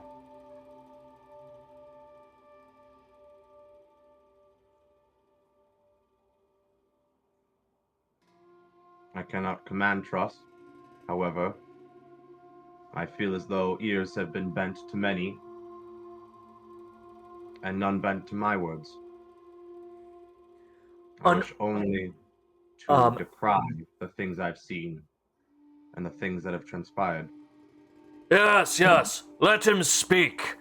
In the sort of the other side of the room, you see Sir Ivan. He's got like a big red beard. It's got like a lot of stuff tied into it. He wears one of those like horned helmets that we think of the Vikings wearing. Otherwise, it's like very simple armor, but simple but practical, well cared for. And he has like just like a hammer, and he bangs it into the ground. There's like some general chatter, and when he does that, everyone goes silent. Tell us then. You have earned that right, and I think we can all recognize that. Can we not? Have we become worse than them? Let him speak. This is Diocese Might. Go on, Anastas. I, like many of you, were sharpened and honed and polished in these sands that we stand in. Here our oath was carved in combat, proven in the fires of war. We pledged an oath to our faith. That way we be strengthened by the pilgrim's light. And there are those in this city that wish that light be extinguished. It was that want that fueled my actions. And though, be it a century ago, I may have sympathized with your beliefs of me and my actions.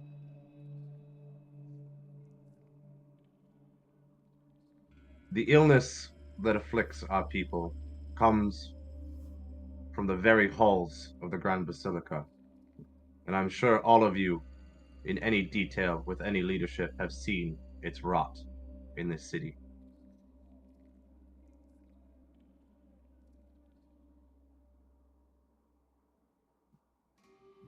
We are the bulwark against this blasphemy, and it is by Diocese Might that the future of the faith may be decided.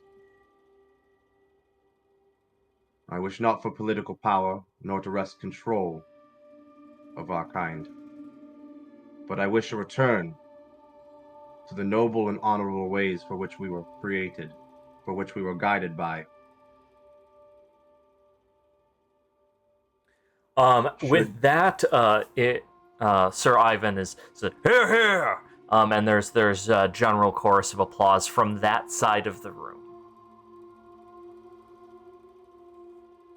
And I see we stand divided. And all of us know in our flanks in battle, a broken line does not hold. And a battle is lost from within. We must fill these lines. I wish to carry Nikitas' honor with me. Defeating him was not something that brought me joy, nor is it a victory that I claim with love.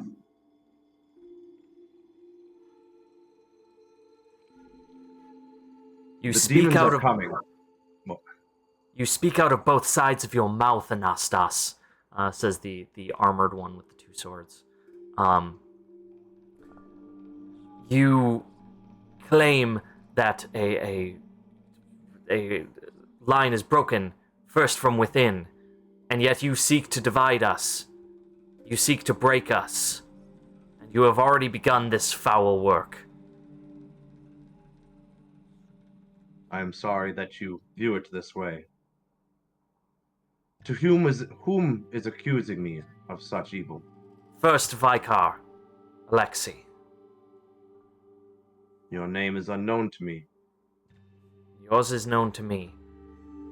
And for many years I respected you, Anastas. You were the guiding light for me. And yet, for years you have been gone. Many things have changed in that time. And upon your return, you bring what? Rather than solutions to our problems, you bring strife. I bring a light to illuminate the problems for which we are fighting.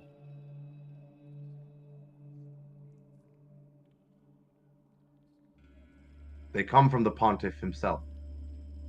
There are general gasps throughout the gallery. Now that is blasphemy of the highest order.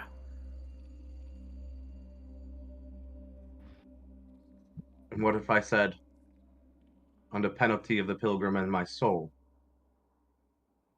the Pontiff has directed me to find and slay the returned pilgrim. She walks among us. Lies! The pilgrims has been gone for hundreds of years. None have seen her. And yet the songs always tell of her return.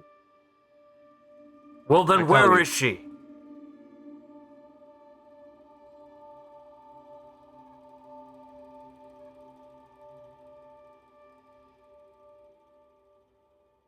Not a question that's been asked. If she has returned, then let her return and speak for herself. Do not claim to speak for her. That is my job as Pravoslavi, which I was anointed by the triumvirate in the kiln of 1,000 voices, one that has now been silenced by a great... What did you say? The Pontiff has slain the triumvirate. Everything in the room goes completely silent. All of the love and guidance and fire she has instilled in the highest of our orders. Those songs will never be sung again. You lie. I do not. Then you must have killed her.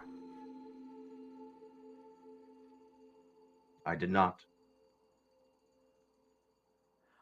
With this, Sir Ivan stands up. He is not a large Najit by any stretch, but he marches directly up to you and looks straight into your socket or your eyeless sockets. And he appraises you. Roll me a persuade check. while he's rolling that, Mhm. could I try and make like? I want to try to figure out if like Alexander could speak up at this time, or if it would be far out of turn. Like try to, you know what I mean? Like, can I I was gauge how this goes? I was going to say Dorian was I just didn't want to interrupt because it was awesome. Yeah. But I was going to just cry out, Anostos speaks the truth. We witnessed it ourselves. The Pontiff killed the Triumvirate. I don't know if you are lying or if you are telling the truth, but I'm going to get to the bottom of it, says Sir Ivan. He says, you will wait here. And he starts storming off towards the door. Okay. Give me just a second. As he reaches the door, you hear footsteps coming down the hallway behind you. And the door has been opened. You can hear the door opening, and then several dozen footsteps march in. Alexander and Dorian, because you are right there by the door, you see a Najit that is bone white head and all black robes, leading a group of order, purity, and some might Najit behind him, like dozens of them. And he strides directly past you and into the room. At this, so he's like right here. There's a whole bunch of people behind him, remember, also. I'm just not going to summon them all in. And our friend is right in front of him.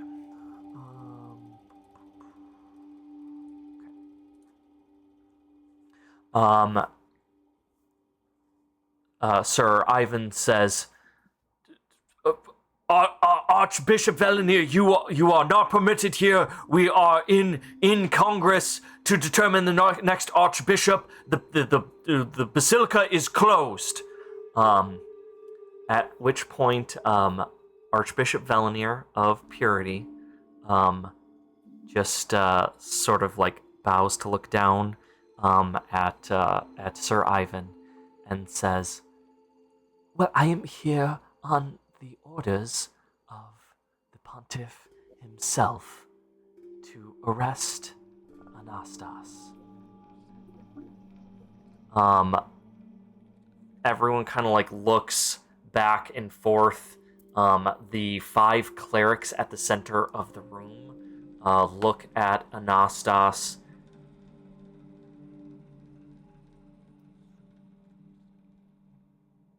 Well, if you want him, he's yours. They're yours. And they back up. Can Alexander go discreet here? Sure. Yeah, absolutely. They strode past him. Any mods? No. Sir Ivan is sort of like looking back and forth, looks at Anastas, looks at the Archbishop, and grumbles. Fine. And steps to the side. Anastas, we have been looking for you. As I've been told. I do believe it is time that you come with us. And if I refuse? That would be unwise. For you? For all involved.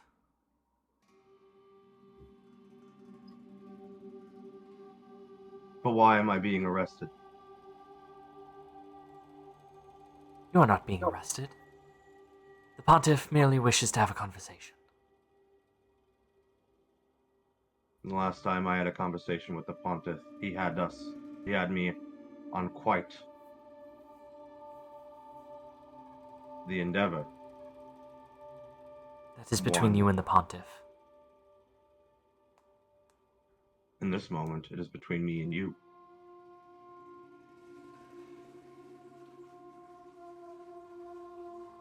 I will not walk willingly into my death. For 500 years, and I start speaking louder to them, I have walked this path of light and righteousness. For 500 years, I have told the stories of our kind through blood and through love. For 500 years, I have fought for the pilgrim and her ways, that we all may be bathed in her light. And I will not stop this day. So if you are to take me in, it will be in pieces, and I will brandish my wheel. Very well. And when he says that, two huge Najit enforcers break through the door behind. They are as tall, if not taller, than Anastas. Amalgamations of several bodies put together.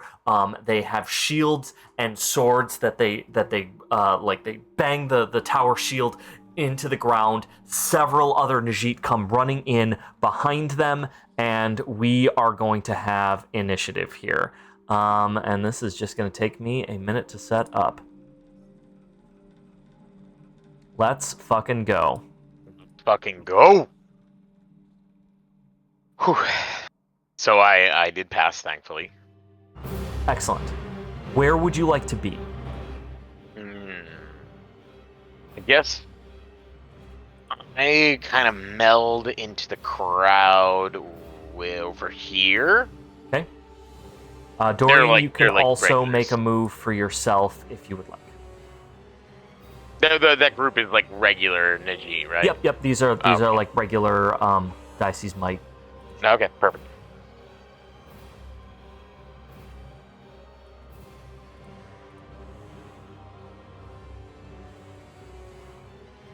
Christ, I'm with low HP. That's fine. Everything is gonna be fine, I'm sure, probably. Maybe. Okay, so Anastas is there. And So you don't have a combat encounter yet? I can't mark there, myself active? I just did it.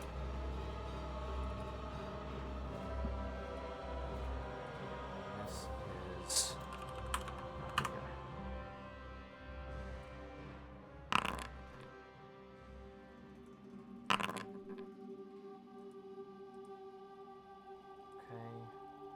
I'm gonna have the clerics go as their own separate. We'll have the knights. What is this in copy? Well. Could we say as I readied for combat, I enraged? Yes. So my mask splits open, my sensor alights, the flesh of the triumvirate burning in my sensor. This is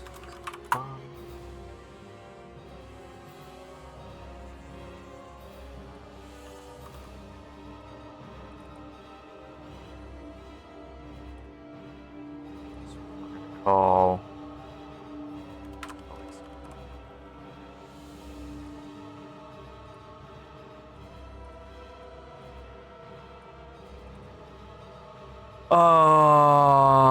Yeah, and we're gonna do. All right. So, these two huge enforcers come in directly behind Velenir. We're gonna start with Dorian. Dorian, what would you like to do? All right, Dorian is going to come up here and get behind this brazier for cover, and then kind of looking around his shoulder past it is going to cast Brimstone Cascade on this one right here. Okay. And so you make an attack with that? Yes. Okay. So I do use Cunning.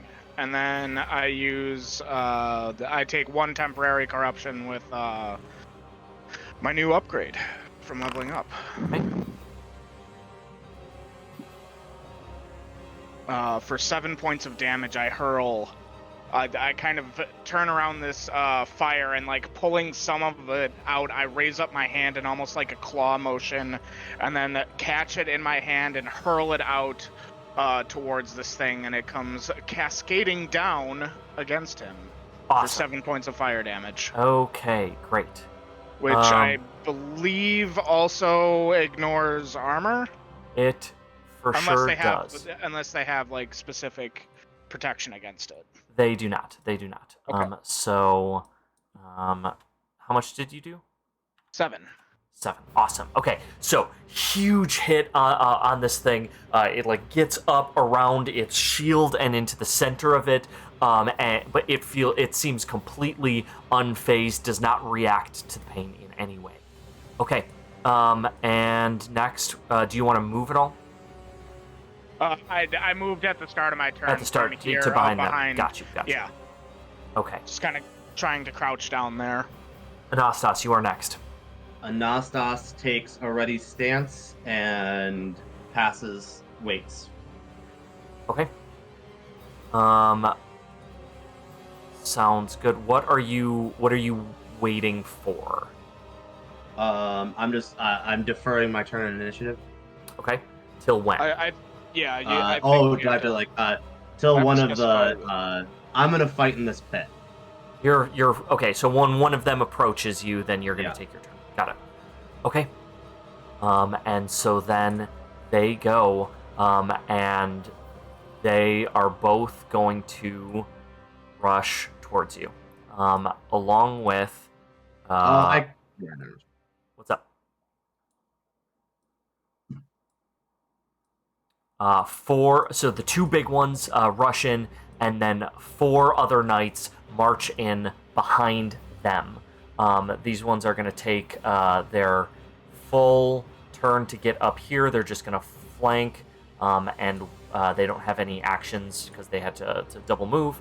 And then the enforcers are both going to attack.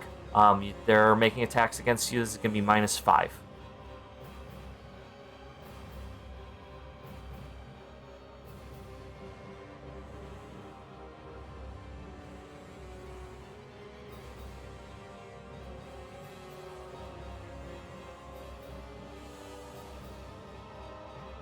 Come on, Anastas. Got this. Fuck. 4 All right. protection, though. 8 protection. Okay. Take 2 from that one. Wow.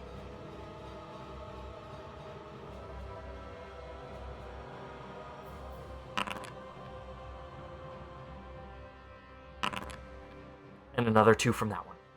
They come in with these huge spiked clubs and start wailing on Anastas with incredible strength, beating Anastas down with the wheel. Anastas, it is your chance to counterattack. I'm going to attack this one. Okay. Now that is the one that has not been burned by. Oh, then I will attack the burned one. Got it.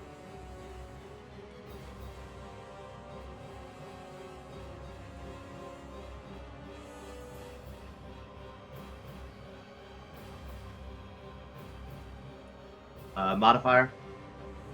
+3.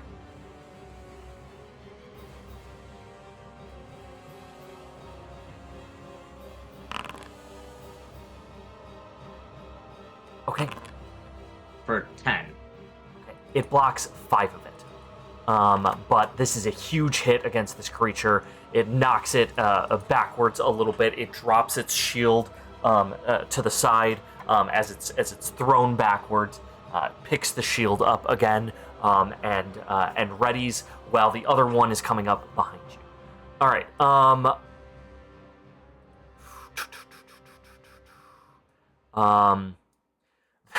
Okay. The leader of the Najit clerics sort of backs up and just says, Do not interfere. This is not our fight. And these might clerics back up. The other Najit in the room are unsure what to do.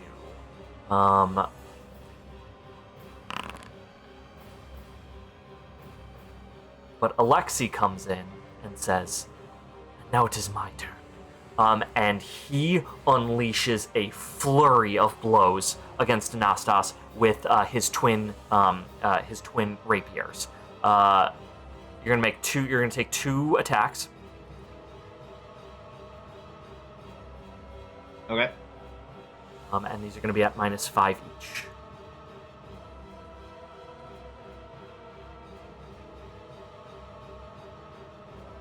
I'm sorry, -7 each. -7. -7.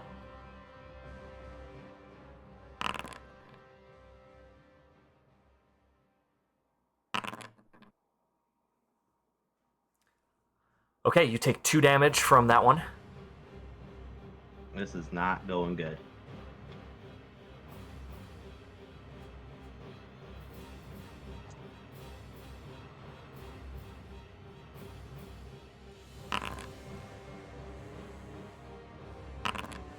And nothing from that one.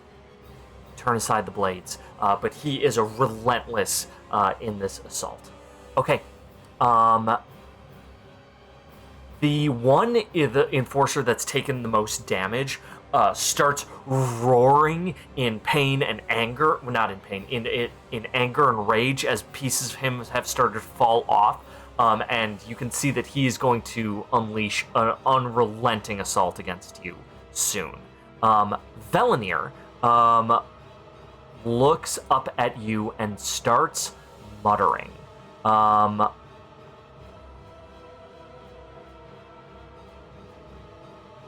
Yes, okay. Alexander's not in initiative. Alexander, you didn't put yourself in initiative. I didn't? You didn't. I got you. Sorry, I didn't realize I hadn't done it. Oh my god. You will get to go. Okay. Is it now? And now, right now. Oh, okay. Oh god, I'm sorry. I was like, dang, this is taking a while. Okay. So these other might clerics are unsure. Yeah. What to do. They do not want to. So the Najit that are around you are like unsure. The clerics are like, we are not getting involved with this. Okay. They're Not. unsure as in they're, I guess I'm trying to read it really quick. They're going unsure to help the to help arrest Anastas, or yes. None of anyone from Might is attacking Anastas except for that armored twin rapier. Right. Okay. First fight. Okay. Okay. So I'm going to come across stealthily. Of course. Of course. Do I use You it are now? coming across pretty stealthily. Sneaky, right up into this guy. This is one of the big boys, yeah? Yeah. That one's not taking any damage yet. Not taking any damage. That's all right.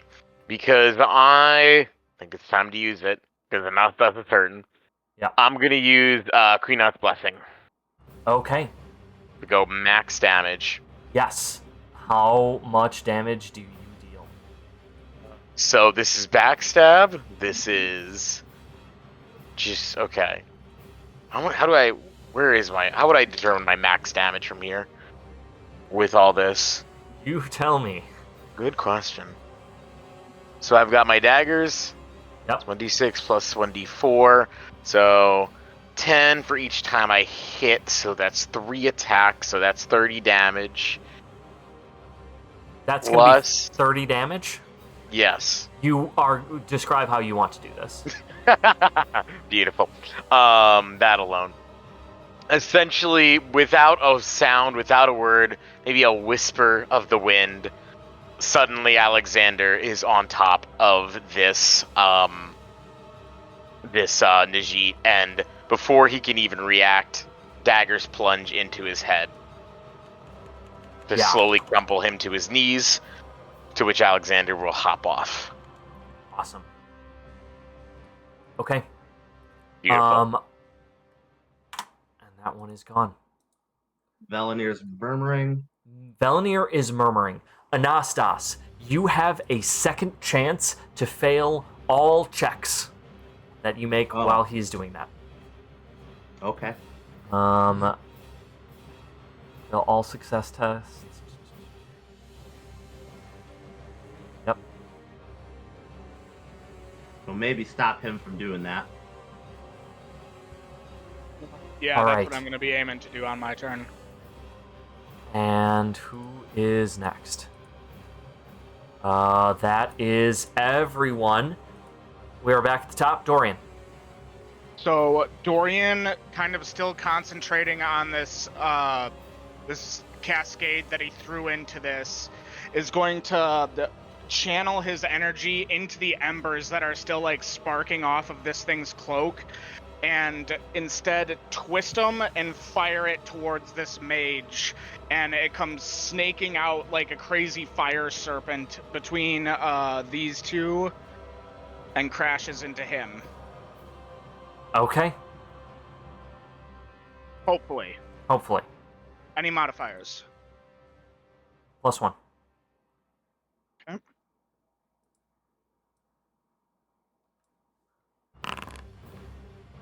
That's a hit for 9. Oh boy. Okay. So this fire streaks out from the darkness and hits him.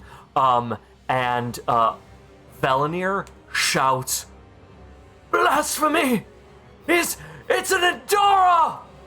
At which point, all of the Najit around you, turn towards you. All of the Might Najit, not knowing what to do or what you just did, start advancing on you. Yo, rip. Okay. Just mark that. Alright. Great. Who's next? Nassas. Me. Anastas attacks the knight in front of me. Yeah. At +5 or +3. Correct. We've got to turn the crowd. But I got a second chance to fail. Or is that Nope, the attack interrupt? that's you have your critical hit. Oh yes, you have a second. Yep, you sure do. He still held on to that spell? Yeah, he doesn't have to do concentration Oh for my it. god. Yeah. Oh, even better. Okay. It's not a crit, but it is 12 points of damage. Yeah, this guy is still up by 1. You land a devastating blow into him. He's dropped to the ground, like parts of his arm comes off, and he's like struggling to get back up. Okay, do you want to do a movement on your turn? Or are you gonna stay where you are? I would just invite attacks of opportunity if I moved. Yep. Alexi. Sorry, Alexander. Who? Okay. Back. We're gonna roll on over. These guys are bad, right? How do I do the thing again? These bad guys, right? The knight's at 1. Everyone right now is a bad guy. Everyone right now is a bad guy. True. After what Alexander or what Dorian just pulled. Yeah, that's right. That's true. Okay, well, slightly moves over just so we can get into this guy's range and just gonna like do the fun stuff. Yep. So okay, God, it's every time I always forget. I think I just regular attack, right? Oh yeah, okay. So I always have. Backstab. Oh god, I always have backstab. Yeah. Or advantage. Yeah, that's right. Yeah. Yeah. Is it on all of them? God damn it! Every time. Okay. Any modifiers? +3. 3. So here's this one. Okay, and that is it. So you slide over to this one as it's in the ground, stab daggers into his head and break it open. He is gone. Do I have anything else I can do? As in, like, can I shout? Yeah, absolutely. Oh, God, I guess I'm gonna try to persuade. I'm gonna shout to the crowd. Yep. I'm pointing to Dorian. He is not your enemy. To Anastas. He is not your enemy. You've been lied to for years. The triumvirate slain with the Emperor's own blade, and you choose to wallow in ignorance under your theocratic rules. I'm trying to persuade him. Yeah. Okay, any mods here? Nothing, I assume? -4. They really didn't like fire magic coming out of... Fire's mean. Oh, I wish I had an essence. Gang. Oh! Oh, damn. Okay. So, they all, like... Your words are giving them, like, just enough indecision that they're not sure what to do. Velanir is shouting that it's blasphemy, that all house or all diocese might should be condemned for this, and he is backing out of the room. Okay, I think it's just enemies at this point. So you've come. That one's gonna go there. We got 2 on Anastas, and then 2 on Alexander, and Velanir is running away. This is gonna be tricky if I take any hits. Sir Ivan says, "Oh no, you don't," and starts running off after him. Okay. So, Alexander, you are taking... Oh, gosh. Okay. You're taking 2 attacks. This is going to be at -5. Same for Anastas. Oh, boy. These guys attack at -5? Yeah. Okay. -5? Crazy. Yeah. Oh, I'm gonna die. I'm gonna go down. Okay. So -5 on the modifier for my chainmail, right? Okay. Okay, first one. Oh, by 1, okay. Anastas, you block all the damage. Second one. Yeah. So, Alexander, you're taking 4. 4 damage. Yep. I am down. I blocked 5 from the next attack. So you take 1. These knights come in. These are order knights who are very well trained, clearly. They start swing with axes into Alexander, cutting Alexander down. Alexander drops to the ground, huge gash across his now green flesh. Another one comes up to Anastas, breaks against the plate and it's thrown backwards, but the other one gets a good hit underneath, but only just barely chips Anastas's thick armor.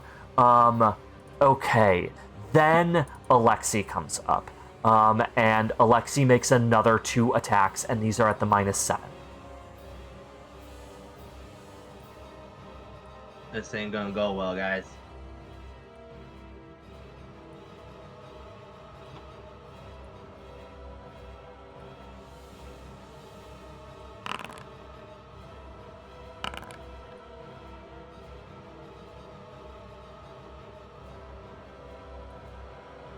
Okay, so you block how much? Oh. I blocked 7 from the first attack and 14 from the second. Oh, shit. Okay, yeah. So, he's coming in with just fluid strokes, a flurry of blows, and you are able to parry them all off with your armor. I just I'm facing the 2 knights, and I'm allowing those... I'm not even parrying them. Yeah. He's just not doing anything to me. and Yeah. I'm ignoring him. Yeah, absolutely. Actually, no, I don't ignore. I glance at him and then get back to the fight in front of me. Yeah. Right. Okay. Alexei, I wish not this combat between us. You are here to lead might. Do not fall here in the very halls you wish to lead. Ooh, give me a persuade check. Can I add my +1 from terrifying? Yes.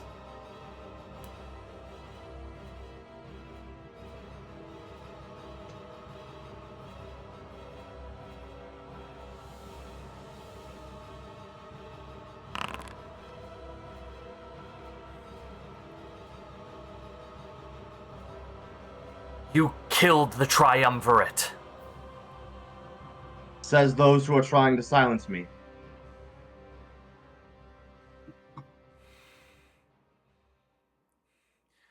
I can't believe you. But that Then doesn't don't. mean that I have to kill you. And he sheathes his blades.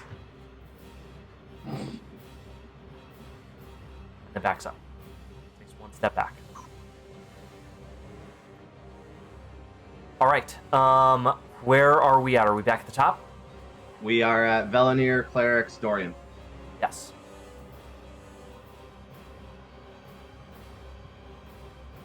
As in that was the cleric's action as well, and Velanir's. Yeah, the clerics at this point still do not want to get involved in the combat at all. Okay. Actually, you know what? This one comes up and pulls out a ritual dagger and is going to stab you with it. This is at minus or +3. Dorian.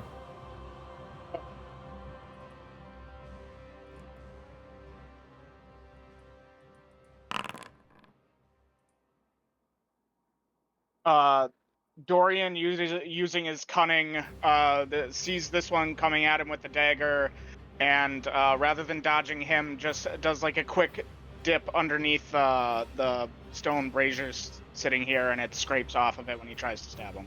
Excellent. Okay. Do not attack the clerics. Might needs them. Dorian nods towards Anastas. Okay. Now Dorian And will then, join. kind of scrambling for a moment under there. I'm gonna go 1, 2, 3, 4, like right in here. Okay. And I can't see them down here, can I? They have in fact just rounded the corner. Okay. Then in that case, I'm going to. Yeah, I'm just gonna keep hammering with this. It's getting a little sketchy, but this spell's dope. So I'm gonna cast it. Are any of them wounded thus far? No. Any of the 4? Okay, then I'm gonna go for the one nearest Alexander. Yeah. Any modifiers to the attack? +1.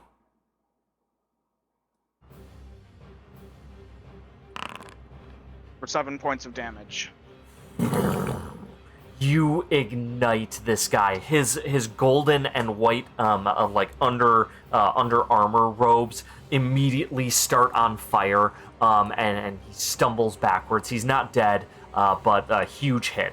He has no damage. Okay. Can I move here without inviting opportunity? Yep, absolutely. All right, I will go and attack the guy that just got hit. Yep. I push through the 2 orderlies, and then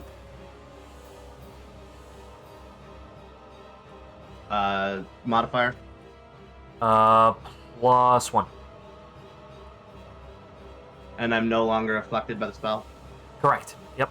We're out of line of sight. For 8. Awesome. So he deflects a huge amount of that, but you do knock him to the side, bending in his golden armor, and he stumbles sort of towards Alexander's body. All right. And we are at Alexander. Alexander, roll to not die. How do I do that again? D20. Roll a d20. Just a straight roll? Don't crit fail. But in this case, a crit fail is where the fucking Oh, Roll a 1. Oh, never mind. don't roll one. don't roll one. Oh fuck, where the fuck Roll is the die? 20, or just succeed. If you want, I can just roll it for you. I always forget where the fuck to find just On the the regular bar. dice. They're on the bottom bar, and if you didn't put them there, then they're. I don't think I did. Somebody else do it. You slip a little closer to death. You can feel that gut wound, like spilling out around you. You're able to like roll, clutch your stomach, but you are on death's door. I don't think this one's going away in 30 seconds. Ugh. Do you want to crawl somewhere? Can I discreetly crawl? I don't know.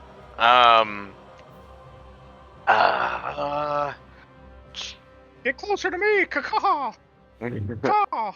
Where even are you? Shit. There you are. Okay. But that's crawling between a bunch of enemies, man. Crawl into Yeah. the leg. I mean, I guess. Us there. Yeah, that's true. I will try to crawl towards Dorian as best as I can, I guess. How far can I crawl? I will With say my you'll be able to get to stealthily. there. Okay. Intestines out, but we're doing okay. Awesome.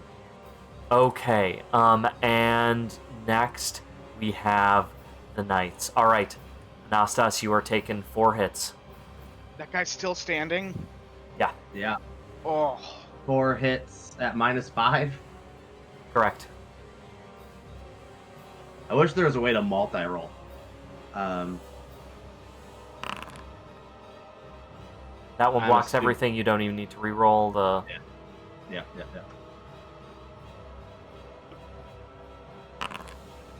Also blocks everything. Bouncing off. Ooh, that one you do need to roll the extra 4. You take 1 damage from that one.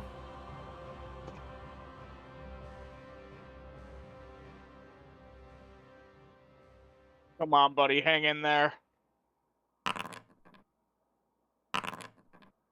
Take no damage from that one. Oh. Ooh.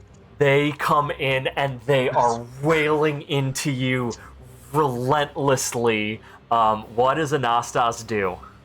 Anastas is like flipping, like moving and parrying with my hands and like catching one of the blades in the wheel. And while the wheel caught one, I get another one into the side and I push him back and I prepare to return. Awesome. Okay. Next we have. Okay. What is happening?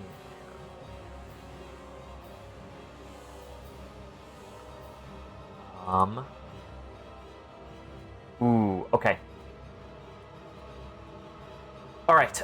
So you hear footsteps and a scuffle happening in the hallway behind you, but it is unclear what is happening. The rest of these Najit, seeing Anastas is incredible right now. Many of these have never seen Anastas fight before, and it is a sight to behold. Taking on 4 Order Knights. At one time, they are simply in awe of this performance. Alexander, as you roll and you look up, you watch 5 incredibly skilled warriors swing relentlessly into Anastas again and again, and Anastas does not fall. Okay, Dorian, it's your turn. Dorian is going to rush forward and lean down and, applying his new talent of Medicus, attempt to heal my buddy Alexander. Okay. I take I make a test against cunning to heal 1d4. So I just roll a cunning check. Roll a cunning check. Yep.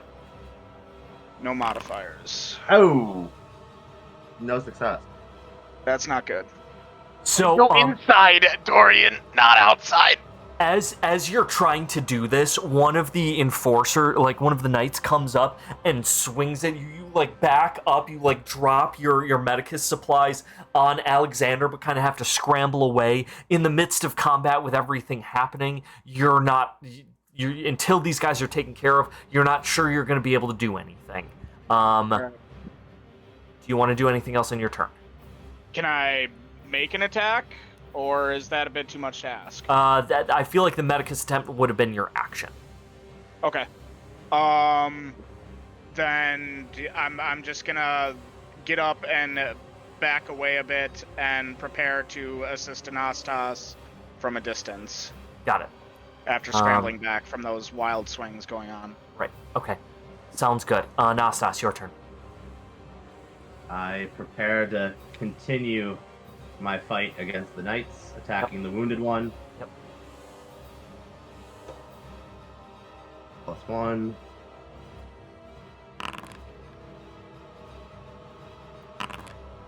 For 12. That is certainly enough. You crush this thing beneath the wheel. Give us some Anastas hyperviolence. Yeah, so this is actually the one whose blade got stuck in my wheel. Yeah. And I spin the wheel as I pull him through it, and he just turns into pieces. Excellent. Awesome. Okay. Alexander. I'm gonna roll. Don't die. Don't die. I got it this time. I figured out how to put those on. So okay, here we go. Yay! That's good. Why That is it is good. saying Dorian? What? I don't know. Do you have does- Dorian selected or something? No. Even the game doesn't know who is who. God damn it! Sure. How does that even work? It's... we just picked the wrong names for our characters. I don't know how that works, but okay. I still pass. Okay. Channel that inner Dorian. You Alright. are good. All right. For Dorian! And the knights. All right. 3 attacks +5. Yikes, dude. Not good. Come on, armor, don't fail me now. Motherfucker. Oh, that's not. That's nothing. That's just a yeah. D12. Don't roll a 1. Turned aside the first one.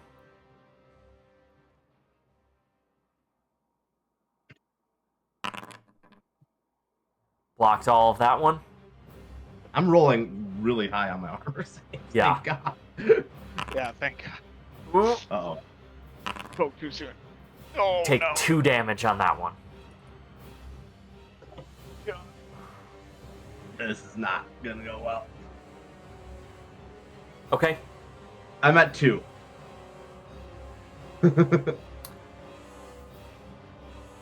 Let's go. Do I... Yeah, is it my turn? No.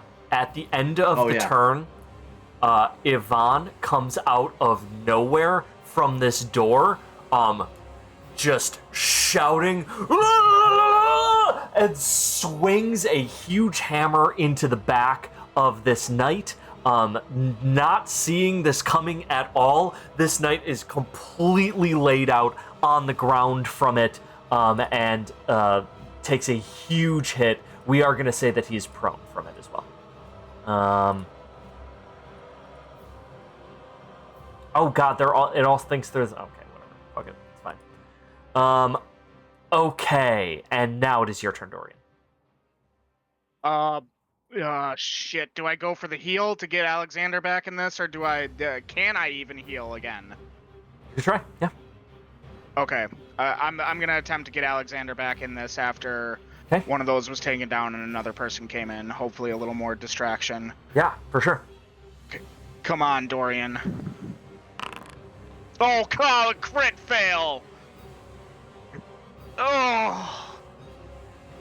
You pull Alexander over here. You push him up against the brazier, which is actually like super hot right now because of all the fire, and he's just like burning the back of his head and like has like rolls to the ground like huge burn pack. Half my medical supplies spill out because he's fucking. I've never done this before. I'm new. I don't know what to do. Are you sure you took that skill? Oh, okay, not Hold off to a still. great start with that one. Yeah, I'm just gonna sit here and Real don't tell mom gather energy myself, out of try this, and- man. Don't tell mom. God. Don't tell mom. God damn it. All right, Sorry, guys. we're at Anastas. The odds too. Anastas is gonna take on one of the still standing ones. The one to my this guy. Sure. I'm just gonna quickly see if by pulling multiple outs that will fix. No, it just thinks it's. Oh, it's because this. Oh, fuck. Okay, I got it. All right. Yep. Go ahead. They're marked as PCs, not NPCs. For 10. 10. Okay, awesome. He blocks 5 of that. But yeah, huge hit. I swing the wheel out of the ground and smash it back down onto him. Okay. Alexander, roll to not die. I'm gonna see edit macro. Maybe I can do. I don't know why it's. We'll just see. I'm trying to see if I can save my sheet. Oh, whatever. Fuck it. Still Dorian. I'm still You're still kicking. You trying. are still kicking. Figure Awesome. why it's saying that, but okay. I'll keep working on it. All right. All right. So this time, this knight turns around only 2 attacks, Anastas. Oh my god. Oh my god.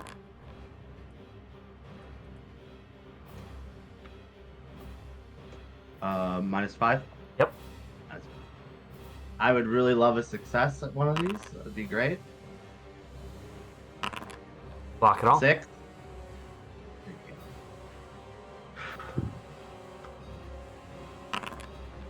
Boom. Block it all. We're Awesome. good. The one I rolled like that 9/10. Gets up, does not realize that, or rather, turns around to Sir Ivan and swings, but Ivan deftly blocks it out of the way.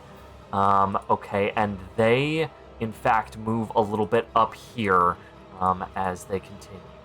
Is that an attack of opportunity? Sure. Yes. It's okay if it's not. Yeah, absolutely do. Go for it.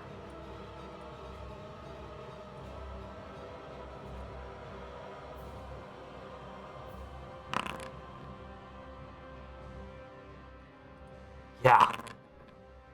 12. Awesome. That guy, you knock one of his legs out and it stumbles forward. He like has to like pull it back into himself to get back up, sort of that like skeleton reanimating thing. But he is now limping. Great. Okay, and then this cleric.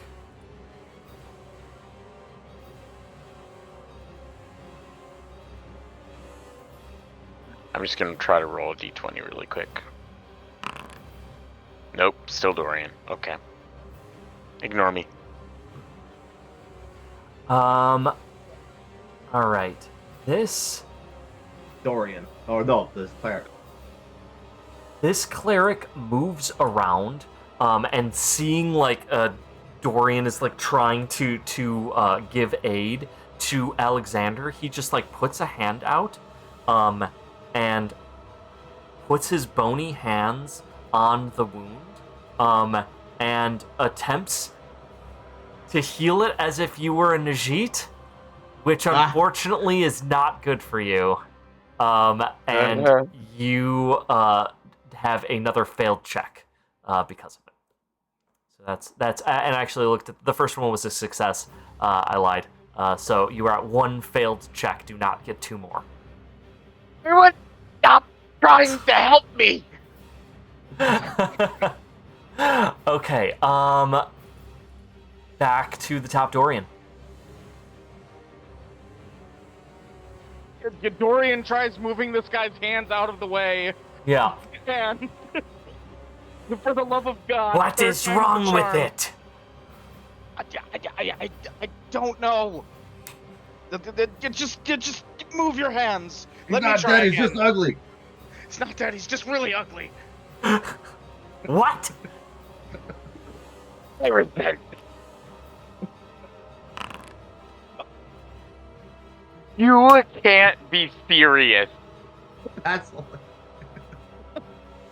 Never You missed guys an are going to attack. kill fucking I'm Alex. too busy. We're like fighting over a suture needle that he's like trying to stab him with. And Dorian just keeps like poking him when he's wrestling it back and forth. No! We need to use these supplies, not your supplies!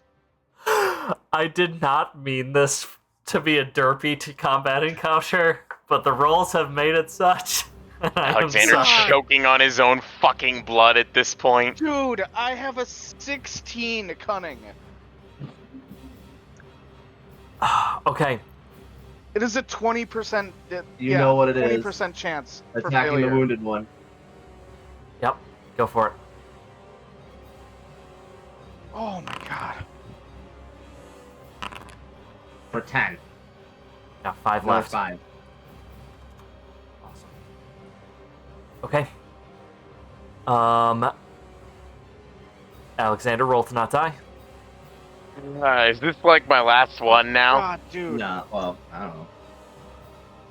This I is mean, my last. Alright. It's gonna say Dorian again. Dorian, if this succeeds, take after it.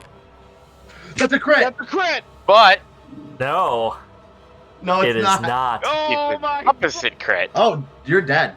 I think I'm dead. You. Okay. Alexander, No. as this battle is happening, you like feel down. The blood is now covering your hands, and you hear the cackling of that merchant in your head, as you fall unconscious to the ground. All right, Anastas. Sorry, Dorian. Anastas, you are taking 2 attacks. And Ivan is taking 1.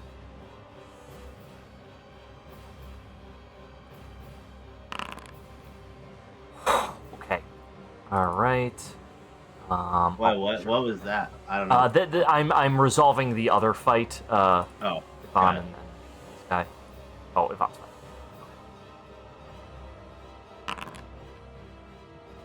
Blocked it all.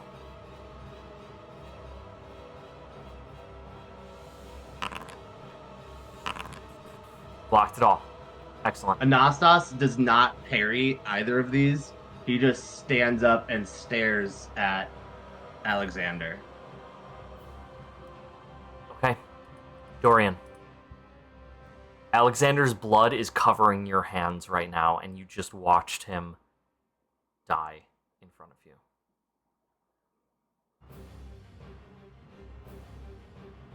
Dorian takes in a shaky breath,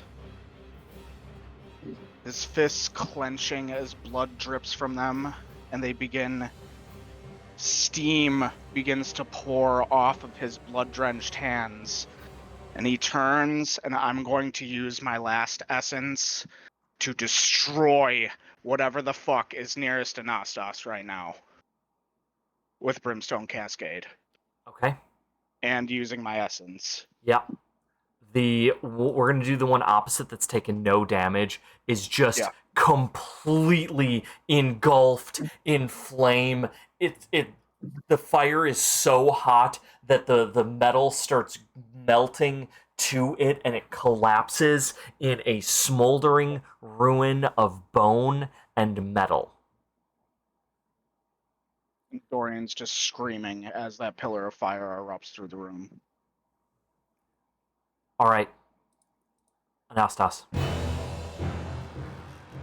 Anastas picks up Shiradisida, raises it above their head as tall as possible, and just drops it on this guy.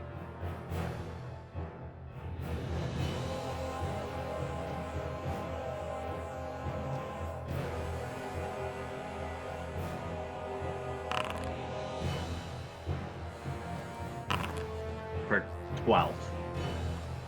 How do you want to do this?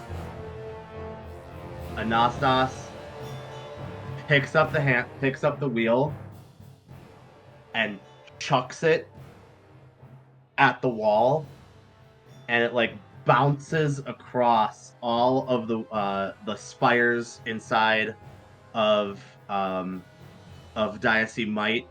I pick up Nadim's hammer, and as the wheel comes back to me, I smash it like a tennis ball into this guy. Excellent.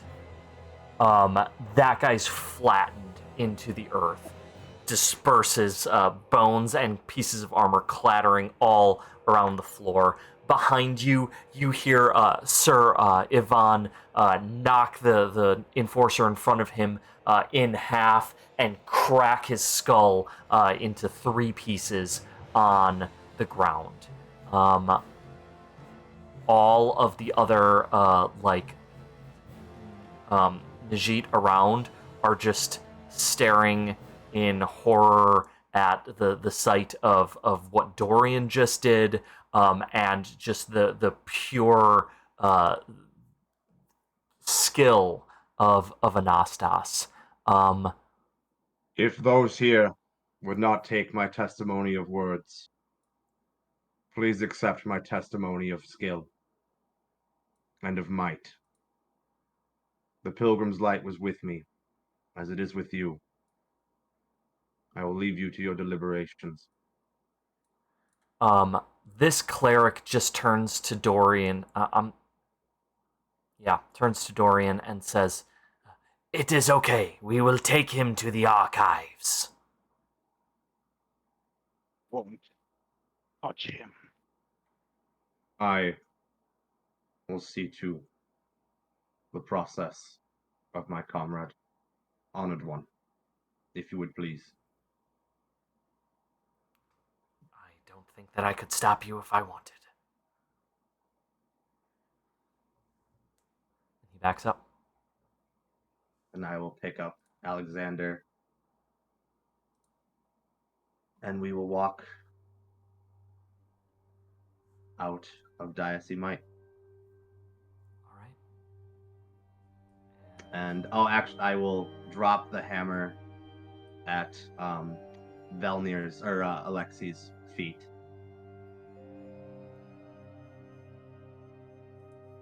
Do you believe me now? I'm not sure. And I won't even wait. I will continue on my way. I will pat Ivan on the shoulder. I just wished for my words to be heard.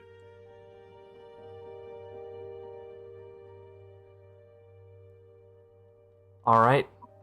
And that, walking out of Diocese Might with Alexander's body, is where we are going to end today's session. Thanks everyone for playing, and we will see you all next time. Bye.